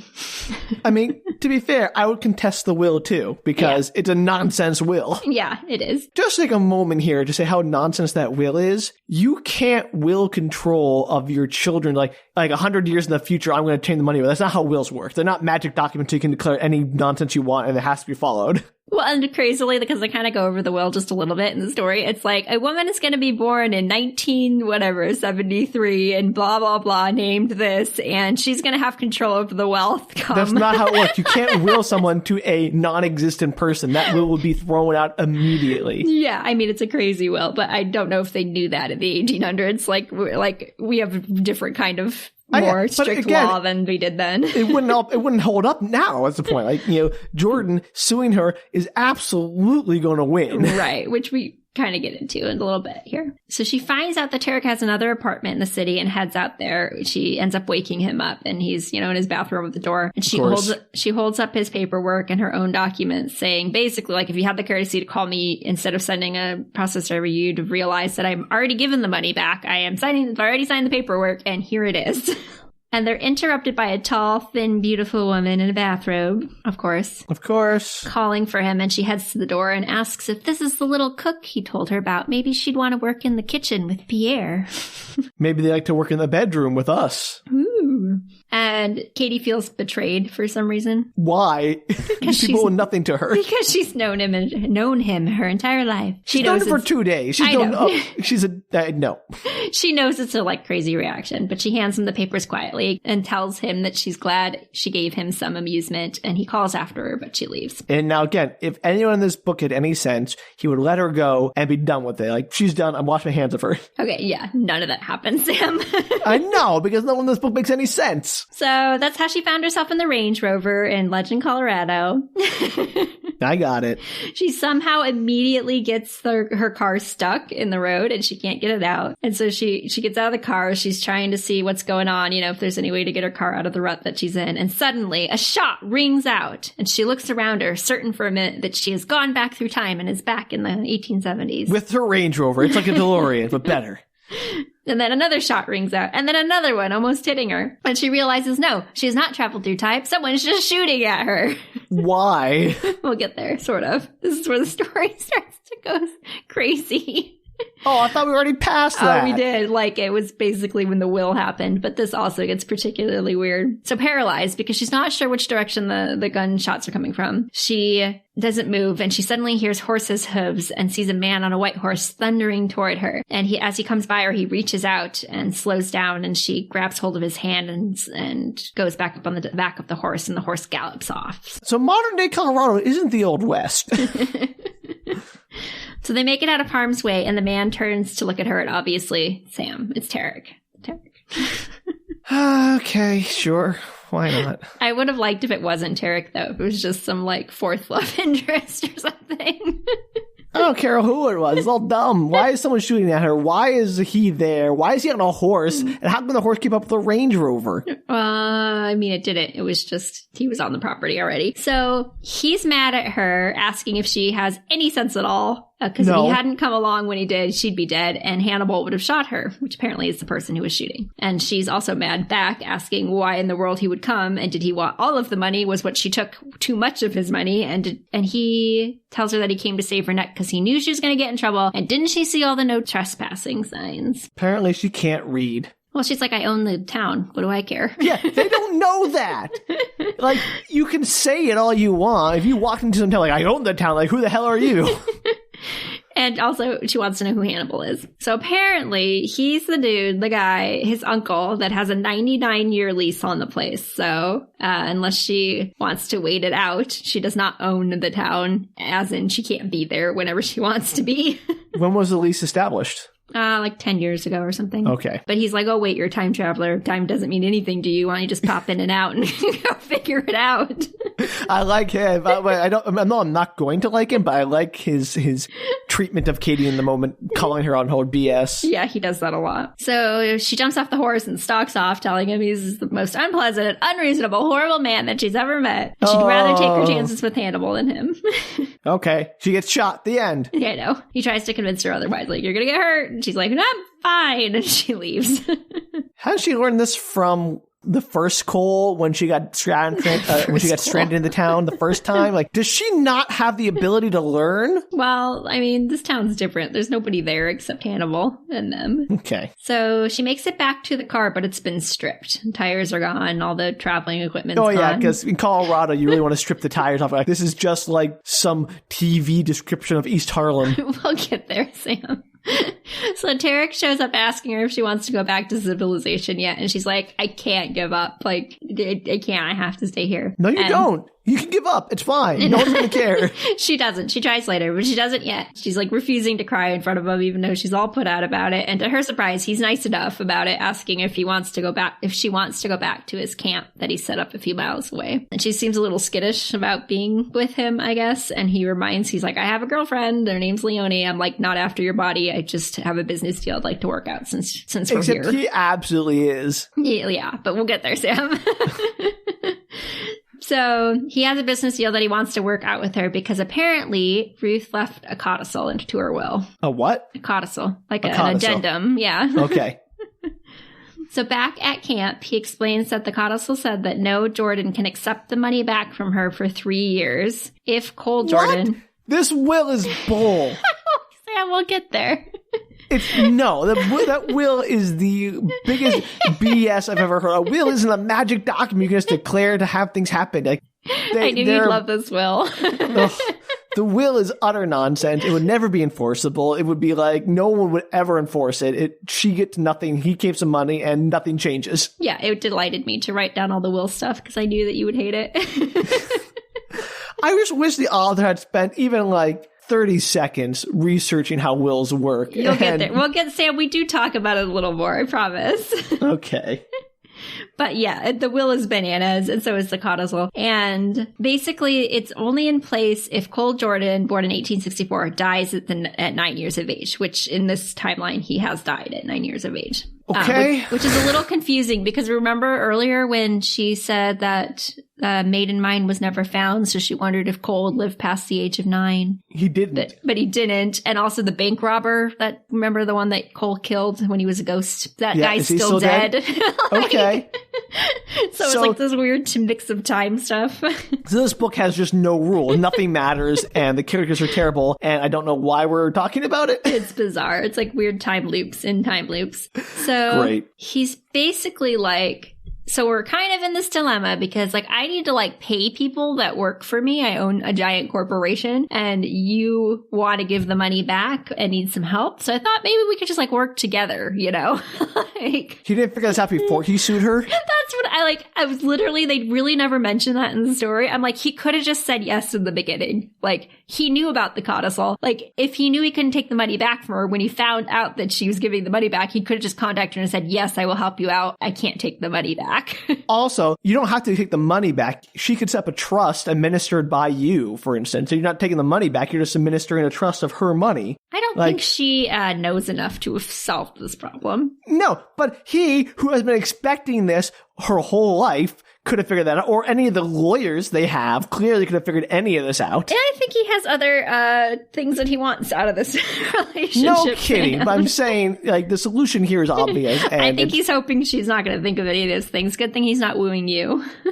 Oh, my gosh. Well, yeah, because if he was wooing me, I'd be angry at how dumb he is and how he doesn't think about any of the obvious solutions.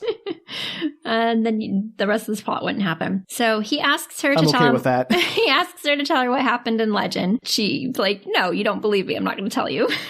And she's kind of like storms off again. It's kind of her MO. She likes to do that. And he stops her by telling her that he's sorry that he's been so difficult. But as a child, he was basically raised from a child on to like, hate her, that this woman is going to come in and complicate all of their money issues. Although, again, not actually a problem. Right. So he wants to start over, and Hannibal is his uncle and knows him, so he could barter an introduction and get them onto the property. Yeah, his uncle, and he knows him. Like, why? I don't know. Right.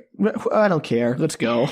Kady asks him if he knows where the petroglyphs are, and he does. And she agrees to work with him, and they have a fairly civil conversation over dinner, mostly about why he sued her and if Leonie, that's his girlfriend, would have kept the money, which is yes. And also, it's his fiancé. He's marrying Leonie. Also, why is she trying to, like, dismantle his relationship? Like, she's awful. Like, I get she has mega hots for him and everything, but, like, to come in to someone else's relationship and be like, oh, you're dating this person? All I know about her is that she's tall and thin and pretty, and therefore I hate her. And, like, trying to break them up is not, you're not a good person. I don't think she's trying to break him up. She was just asking about her. In fact, she goes, like, there's a couple of times in the story where she kind of pushes him away because he's dating somebody. Yeah, but I get it, Danielle, and at this point, I know she's not breaking up, but we know it's going there. Well, yeah.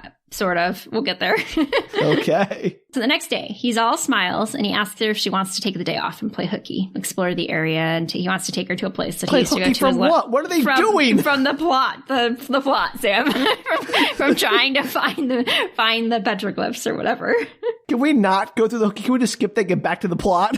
I'll skip over. There's some nice conversational flirty moments. I'll skip over all that, Sam. I mean, you're doing yourself a favor there because you won't have to hear me whine about it. The next morning, he takes her to see Hannibal, and he immediately introduces her as his wife, which she balks at, as one would. What?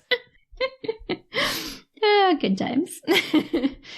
Hannibal tells them her driver's license has the name Long on it, which is her last name. Did he steal the driver's license from her purse she left in the car or something? Yeah, okay. He took it from the car.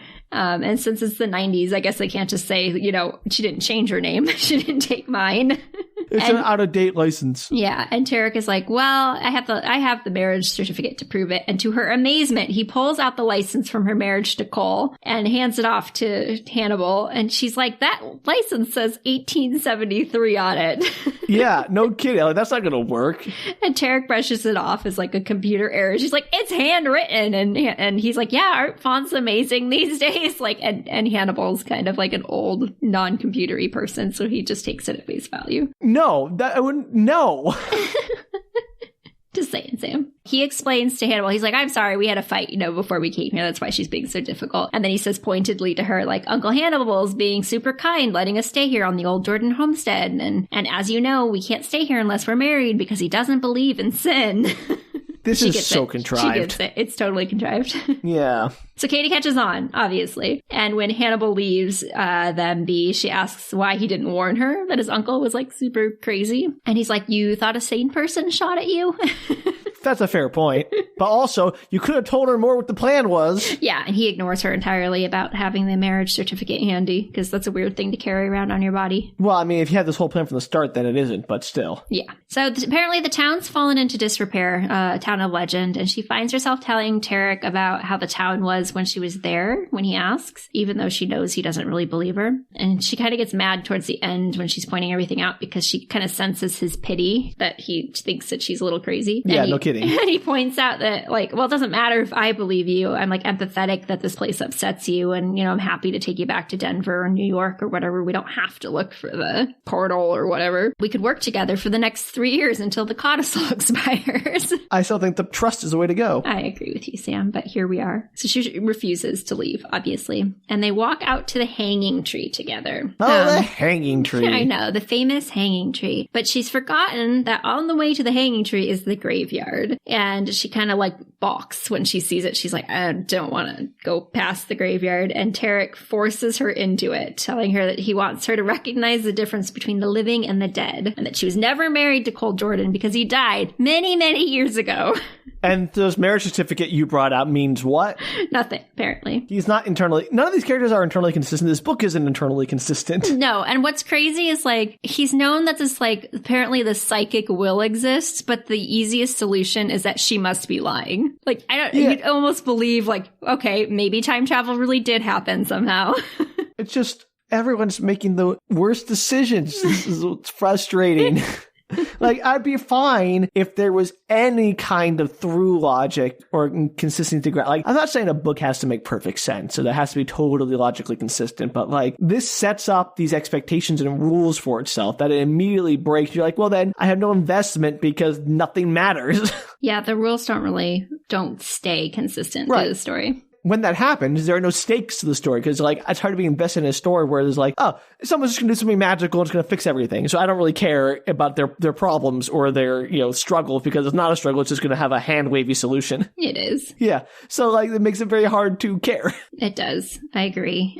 However, and yet you've read care it 3 a little times. bit longer. Maybe more, Sam. I don't know how many times I've read this book. See, like, I care because it's funny to hear you try to justify this book to me. I'm not really justifying it. I think there's a lot of things wrong with this book, but it's like comfort food book. Okay. So, like, that... we can do ambrosia salad again. Yeah, there's not a lot. I don't like ambrosia salad. There's not a lot of, like, justification in eating too much fried chicken, but you eat it anyway. I mean, you got a fair point there, Danielle. I can't argue with that. So this is like the fried chicken of books for me. Fair enough. And it's not the characters. Like, I think they're all kind of terrible. It's just like especially this next little section of like bananas plotline that's happening on how this all resolves is just crazy. Stop teasing and get to it. Well, you keep questioning all of the character choices, Sam. Oh, I'm sorry. Let me be quiet for the next 20 minutes. So she gets mad at him and she runs off. She's like, you don't know anything. And she runs off and finds the petroglyphs on her own. But the door doesn't open as she stands there. It's just a rock wall. Yeah, why would it? So Tarek shows up and can tell that she's obviously super upset and comforts her. And then they make out for reasons. I don't know, Sam. I guess caves are sexy. They're not even in a cave. They're just like in front of a rock wall. Okay, I guess rock walls or petroglyphs are sexy, Danielle. Let's just go with it. So as they're making out, Kady's back to the rock. Tarek happens to glance up. And to his surprise, the has opened. Yay! And why? Because the portal has a mind of its own, Sam, as we'll see. Okay. He suddenly realizes that everything she said is true, and now he's feeling like super overprotective of her, now that they've made out. Because he loves her, Sam. Loves her. Okay. Kady senses something's wrong or going on, and she assumes immediately the door has opened, but before it closes before she can see it, she turns around and it snaps shut. What a jerk door. I know.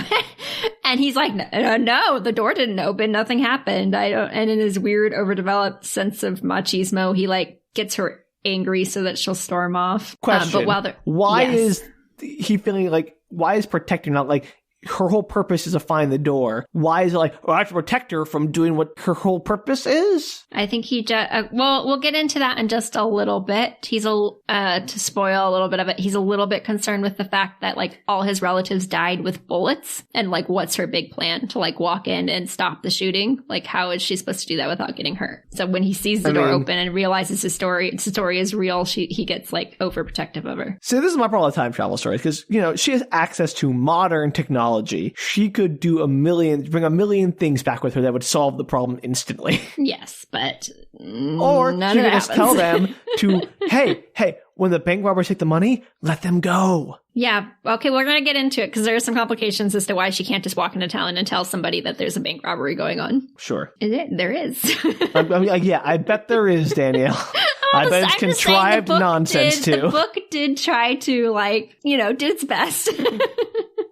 To explain some of your concerns, Sam. Oh, I can't wait to have all my concerns addressed. Anyway, while this is happening, they're immediately interrupted by a huge motorcycle showing up next to them. And motorcycles climb the cliffs in Colorado. It does. The rider's dressed all in black, and they dismount and they take off their helmet, and it's a woman with a yard of red hair that spills from her helmet. And she walks up to Tarek and immediately kisses him full on the lips. And is like, I knew as soon as I sent you that fax that you'd come for me. Who's this? So how many women does Tarek have strung across this great nation of ours? We'll get there. So he introduces her as Wendell, his cousin. Uh-huh. And Wendell puts up with this? And Wendell's all like, this doesn't look like your type at all. Are your standards slipping? Because she, is affronted by Kady's presence and not feeling at all intimidated by her. Kady steps up and corrects Tarek, saying, I'm Kady Jordan. I'm his wife, and we're on our honeymoon, which shocks her a bit. But then invites him along to the house when he's done catching up, which amuses him a lot. Why is Kady suddenly feeling competitive over this jerk that she doesn't like, presumably? You mean over Wendell? No, over Tarek. Oh, because she kind of likes him. I mean, it is the man from her dreams. Yeah, but he's already shown himself to be a cheating cad who will cheat on his current girlfriend at least once, maybe several times over. It never comes up like, oh, you cheated on your girlfriend. And you have this other cousin who you're clearly cheating with too, and if it is really your cousin, that's even worse. Yeah, they never fully explain the cousin part of the story, to be honest. I've always thought that was weird. But he's not cheating with the cousin. She just has designs on him a little bit. So the cousin has a hot for him and kisses him full on the lips, and he's okay with that. Apparently it's just her style. She's a weird character. Like, all the characters you meet from here on out are weird characters. If I was Kady, I'd be like, I want no part of this.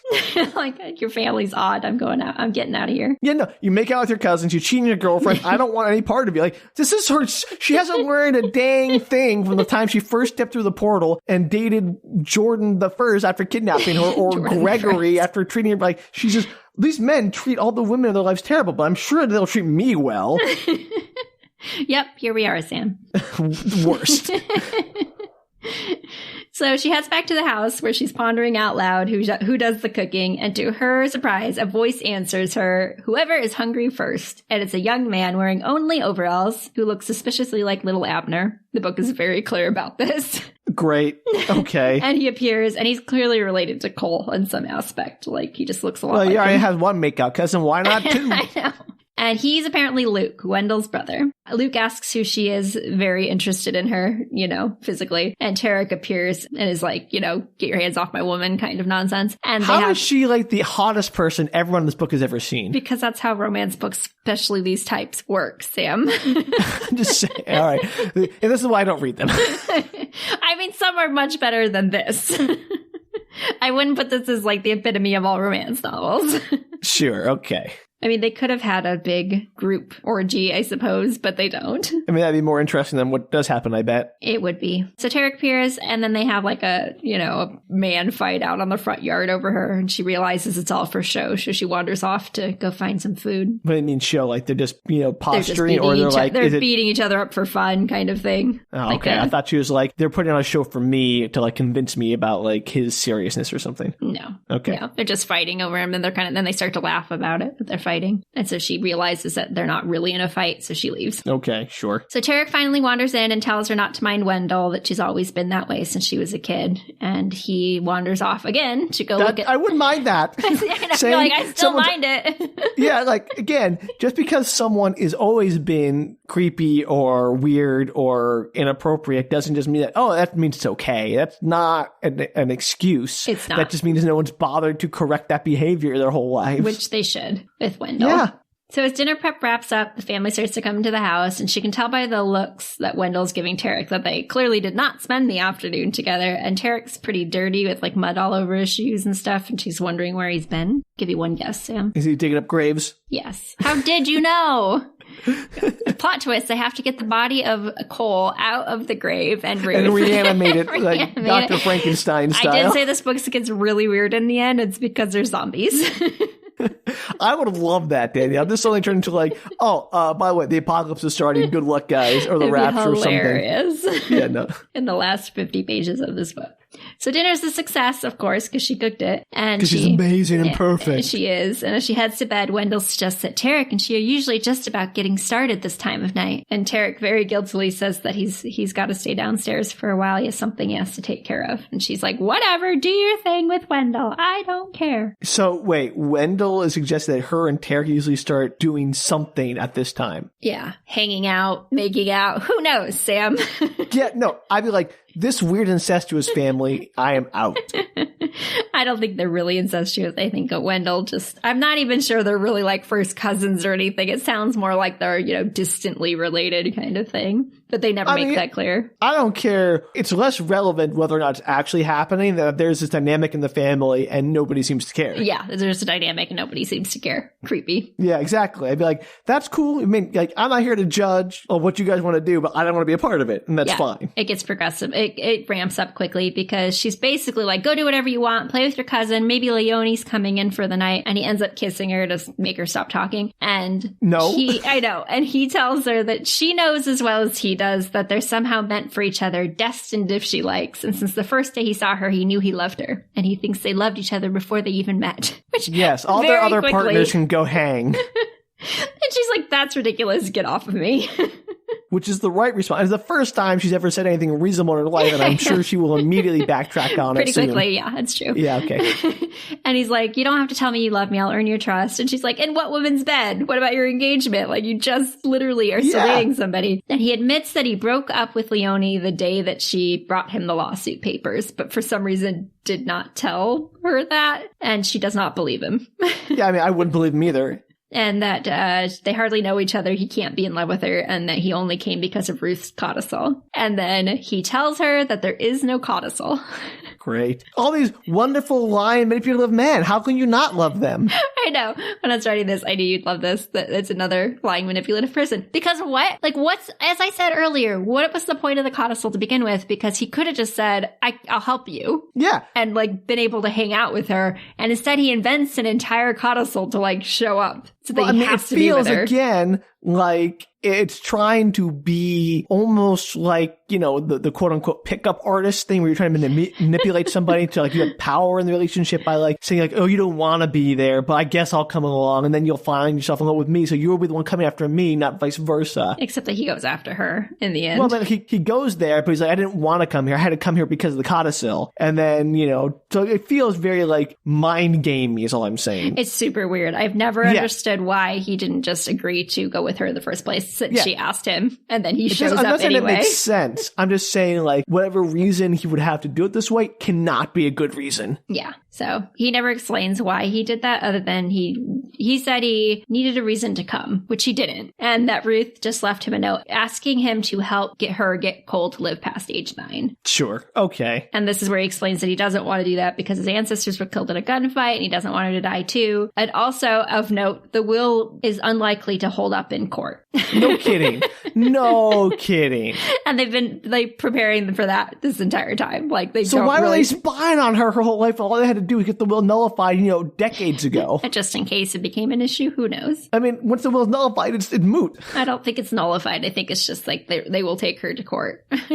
I'm just saying they could have had the will rendered pointless. Yes, I'm not a lawyer. I don't know what the words are, but they could have nipped this in the bud literally 100 years ago after it was written. Yes, agreed. But here we are. And he does say something along the lines of like, you people really don't understand how wills work. Like, this is obviously never going to hold up in court. Yeah, thank you. Thank you. So Tarek does a lot of terrible things, but at least he makes sense sometimes. Sometimes, sure. So he meets up with Luke downstairs. She goes off to bed. He meets up with Luke downstairs and asks him to go with him. He says he's found a portal through time. And Luke is like, sure, yeah, I'll go with you. Why not? Luke's a lawyer. And he apparently... Luke's a lawyer. He's a lawyer in law overalls. school. He's in law school. Okay. And he listened to most of the conversation that was happening, like on the stairway. And he's surprised to find that Tarek actually does like Kady, because he didn't believe their marriage story for a minute. But apparently, he gets the sense that Tarek actually likes Kady. Sure. Yeah, okay. I mean, destiny, whatever. Right. And this is the best part. Tarek asks Luke if there's a way to get rid of Wendell for the night so she doesn't follow them. And I have no idea what that means because it's never really discussed, but it's suggested that they drug her. Which is awful. Also, what do they have against Wendell? They don't want her to follow them through the time portal because she'd be crazy in a time portal. Can you imagine her? I don't know. I can't imagine any of these people would do anything less than catastrophic damage to the timeline. Well, especially Wendell on her giant Harley motorcycle and all her leather gear. I mean, sure, but I don't think Turk or Overall McGee here is going to do any better. No. But I call him Tarek and Overall McGee. Anyway, he shows up later in bed, filthy, and he falls asleep instantly. And Kady's like, what the heck? Why is he in her bed? Because they have to share a room because there's only so many rooms in the Jordan homestead and they're supposedly married, remember? Okay, yeah, whatever. It doesn't matter. They don't do anything. I know, but I'm still annoyed. So the next morning, she sets off on her own and ends up coming across Cole's cabin, the one that she was in before she got moved to the estate. It's all been like remodernized and all of that. And so she hits it just as a rainstorm appears. So she's stuck inside and Tarek arrives a bit later and he's like furious that she disappeared without telling anyone where she was going. I'm sure because he thought that she had gone to the time portal. Yeah. Also, she owes nothing to him. No. And she says that like I can go anywhere I want. You can't stop me. Yeah. And after giving him an earful, they make up, of course, and he apologizes, telling her that he loves her and he's sorry about the lawsuit, that it was set up before he even met her, and he's sorry about the codicil. He was afraid that she'd send him packing if she didn't have a reason to stay with him, which she had a reason. She had just asked him to help. Yeah, no, this is like... These people make their own problems. Yeah, it's insane. And he just wanted to be near her to see if she could love him too. And she admits she doesn't know if she loves him or not, which, she shouldn't because she's only known him for like 4 days. Yeah, I mean, despite your dream visions, everything you know about this guy is that he's a lying cad, so maybe don't. Absolutely. And he's willing to wait to see if she loves him. But first, they have sex. I guess he wasn't willing to wait then. Well, he was willing to wait to see if she loved him, but not for sex. Oh, great. They don't have to love each other to have sex, Sam. I mean, that's true of lots of sex, but the point isn't... I mean, I'm not saying kids should have more sense in this, all I'm saying. They get further enmeshed in this family drama. Yeah, but she does, and there you are. And also, she finds out the Hannibal doesn't usually shoot people, which I feel like is a big revelation. So basically, Tarek must have asked him to. Yeah. She's got a major thing for liars.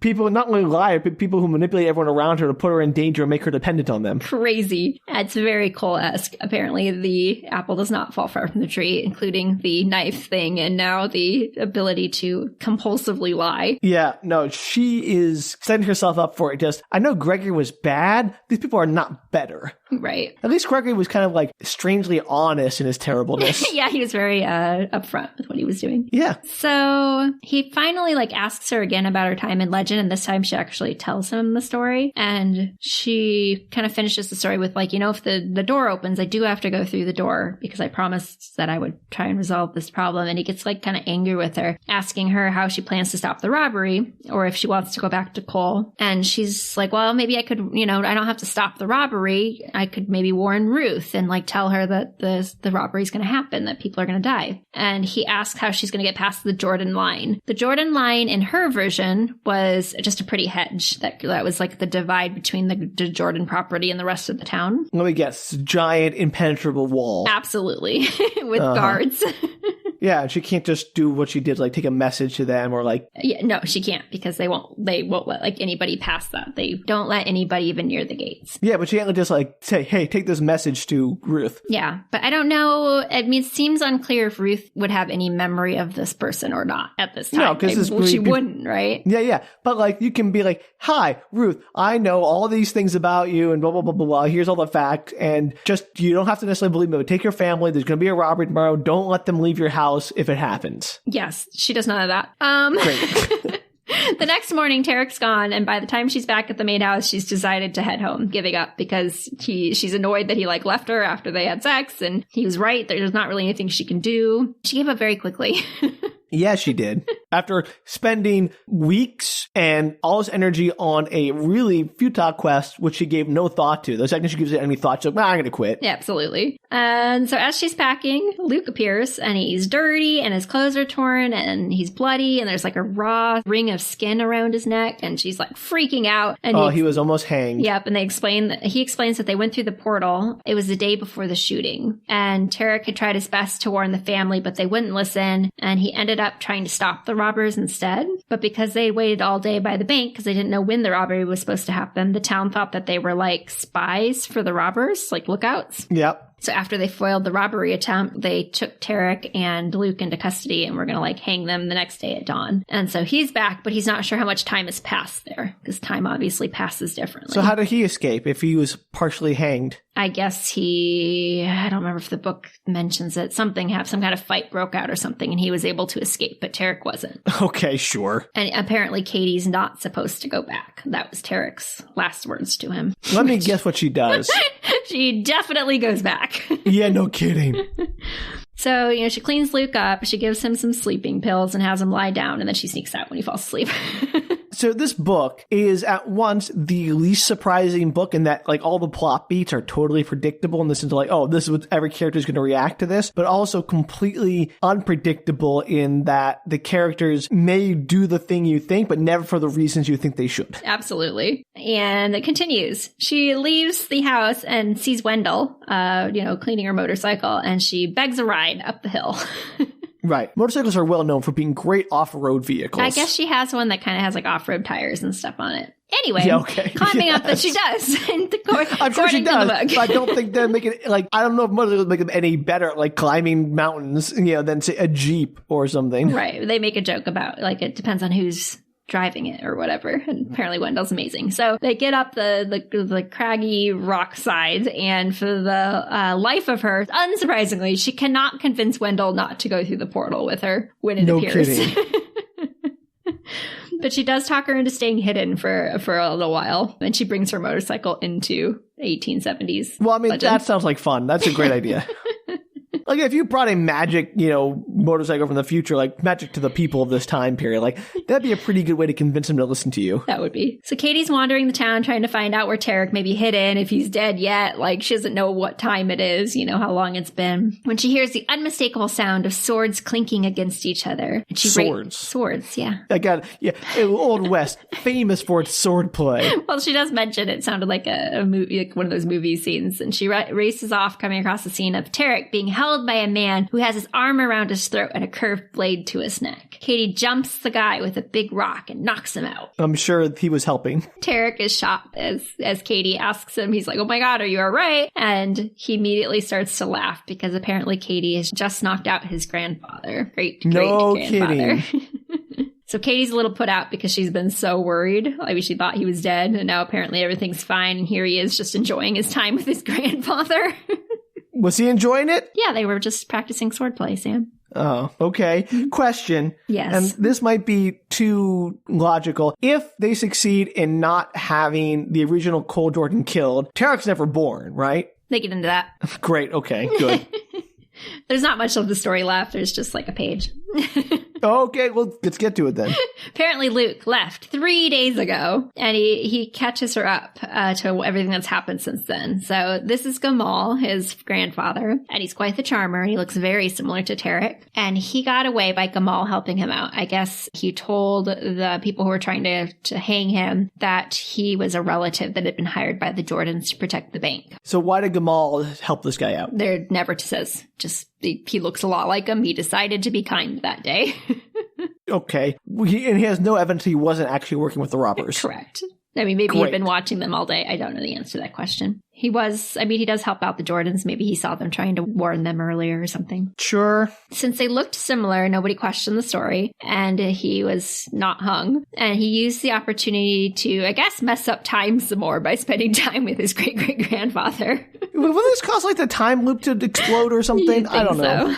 So apparently he hasn't told Gamal that much, like, about all the time travel and stuff, but he feels like Gamal kind of has an idea of what might be happening just because he's smart enough. Yeah. The first thing that I would think of, I was in 1870s cowboys, like, time travel is what brought this man here. Well, I think he is more like, he knows the guy's somehow related to him because he looks identical to him. So he knows that, like, there's some kind of familiar relationship there. Sure. So he's willing to believe something, maybe not great, but just like, he knows something's going on. So once Kady's caught up, she suggests that somebody ought to know about a few pivotal time points, like how Gamal needs to have sexy times with Ruth, or Tarek's not going to exist in the future. Also, that doesn't work that way. Okay, but... I'm just saying, like, conception of a particular sperm and egg is not going to be like, oh, it's already changed things enough that I don't think they could replicate the circumstances enough that it can get the exact same fertilization process. Well, luckily for you, none of that happens. Good. So they tell him the story, and he kind of just, takes it with a little bit of grace, and he's game. He's like, yeah, Ruth saw it. I'll cheat on her husband. Okay. So they catch up. She falls asleep at the fire that night. And the next morning, they're interrupted by Wendell's motorcycle. And he's appalled that Did no one think to tell Wendell what's going on? Like, he's appalled that she forgot someone like Wendell was with her. He's like, that's like a general forgetting his army. That is a fair point. And he tells her to stay put and rides off. And she promptly goes to find another horse because, nobody ever stays where they're supposed to. Yeah. So she's riding through town trying to catch up with him, but she never makes it to town because she stops when she sees little baby Cole and Tarek Jr. wandering the street. Oh, how cute. Oh, little 9-year-olds. So she stops to talk to them, and she tells Tarek that she's with a relative of his. And Cole tells her that she's beautiful and asks who she works for, thinking that she works at one of the brothels. This 9-year-old's like, I'm going to come buy you later. I know. And she's like, no, I don't work there. I'm a cook. And I once cooked a big rat for you, which he finds endlessly funny, as 9-year-olds probably would. Yeah, fair. She tells him that she's something important that she needs to speak with him about. Basically, she gives him a little pep talk, like, you own Legend, and you have to take care of the town and the people in it, and you have to promise me that you're going to be good to these people. And in the distance, she can hear Tarek's horse returning, so she's like, just throwing things at him. She's like, be happy, say hi to Ruth for me, and Mary... Wait. I know, Quick right? question. Yes. Sorry, I interrupt here. They already saved their life? Like, Tarek and Cole, their lives were saved somehow? Yeah, because they stopped the bank robbery. Was that not How clear? did they stop the robbery? No, it wasn't clear. You just said they stayed by the... They stayed by the bank until the robbers came through. They somehow foiled the bank robber. We don't get the details. You just say somehow failed the... They're just magically they failed the bank robbers. Well, that was not a clear point. Okay, I did say that. When you go listen when you're editing, you'll hear it. I'm sure I will, but I also think that's just two words about somehow foiled bank robbery. Okay, well, they somehow foiled the bank robbery, Sam, and when that happened... a satisfactory explanation. Right, and when that happened, they thought that the citizens of Legend thought that the two of them were involved. That's even dumber. Because if they foiled the bank robbery, then why think they were involved with it? Well, I don't know. Apparently they foiled it in a way where it wasn't obvious that they were the ones that were foiling it. Oh, this book spends so much time on stuff that's dumb, like their whole Cole, Kady thing in the cabin in the woods, and not on the stuff that's actually interesting. Agreed, but here we are. It's a romance novel, not a time travel plot book, Sam. Whatever, let's go. All right, okay, thank you. I must have missed that. I'm sorry. There was so much being thrown at me so quickly. I missed that. That last half of this book is fast. So, say hi to Ruth, which is dumb because I don't think Ruth knows who she is. And, yeah, also, she's your grandmother. Of course you're going to say hi to her. And to marry a cook in the future and put on a feast, the biggest feast Colorado has ever known, and to build Tarek and his father a mosque. And she says, oh, and one last thing, because she's about to get picked up by Tarek. If he needs money, he should look for the old man's face, which is a reference to a rock outcropping for the maiden mine. And Tarek shows up, and Wendell is passed out on the horse. Apparently she wanted to stay in the wild, wild west, and he wouldn't let her, so he punched her. Okay, right, that's safe. So he picks up Kady. They trot off into the sunset. Wendell wakes up just as they make it through the portal door back to normal Colorado. And she's furious. She wants to stay. She wants to stay where they're men have guns on their hips and she could be the big, woman of town kind of thing. Also, knocking someone unconscious. They don't just wake up with no ill effects minutes later, conveniently. Concussions have consequences.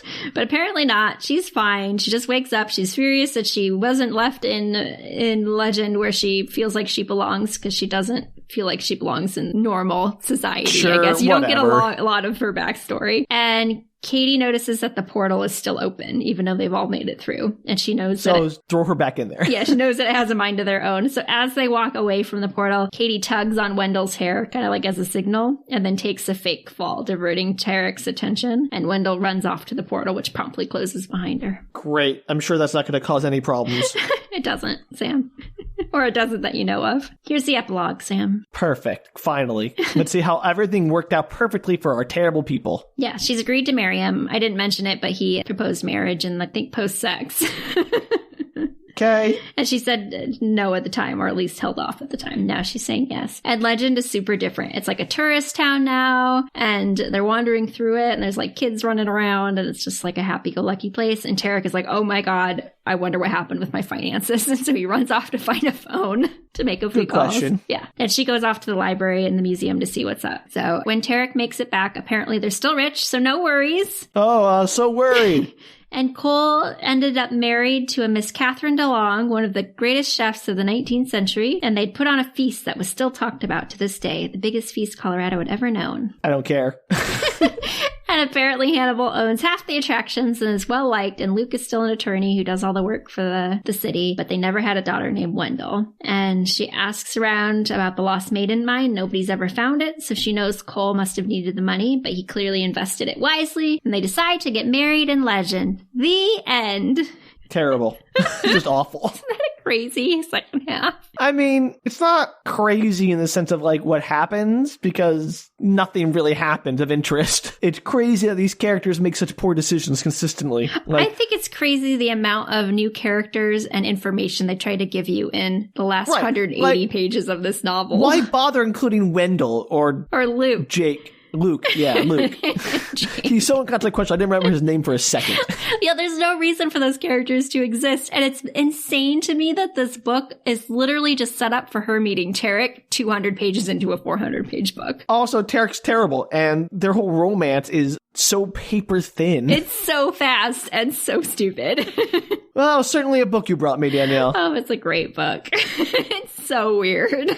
I mean, it's definitely a weird book, so it definitely fulfills those parameters of our show, but I can't, in good conscience, claim it's a great book. I don't think it's a great book. Oh, well, that was certainly, I did not expect it. You're right. I'll give you that. I want to hear from our listeners, actually. Here's what I want to know. What is Wendell doing back in the Old West? I really feel like that's a great question. I do think she'd fit in better over there, but I'm not for sure because I have no background on Wendell. The only piece that the book gives you, which I didn't mention, is that she says that she married an older gentleman who died 3 days after their wedding and she inherited all their wealth. All she's doing in the real world. So I want to hear from our listeners. I want them to write in and tell us what Wendell's doing in the Old West, like what their thoughts are that, because I think that'd be fun. Yes, please let us know, listeners. If you want to send us information, you can do so at bookretorts.com. You can also tweet, Instagram, or Facebook us at bookretorts. And if you want more of our nonsense or just want to support us, you can do so at bookretorts.com/Patreon. Patreon! Sorry, I forgot for a second. I thought you were going to put a little Old West flair on it. Yeehaw! Patreon! That's okay. I regret asking. Well, until next time, bye. Take care, everybody.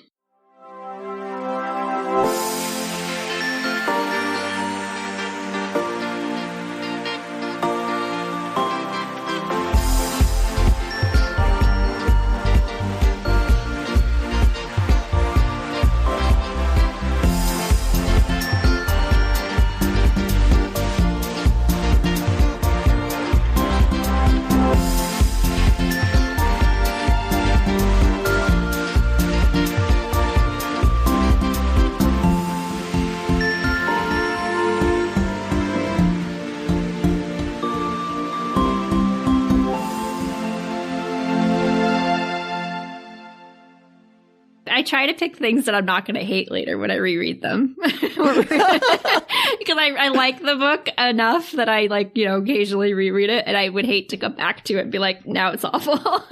I gotta say, again, this comes from a place of love. We have to recognize that things we love have problems. We love them despite those problems. Exactly. And sometimes even because of those problems. I think in this case, I love it because of these problems.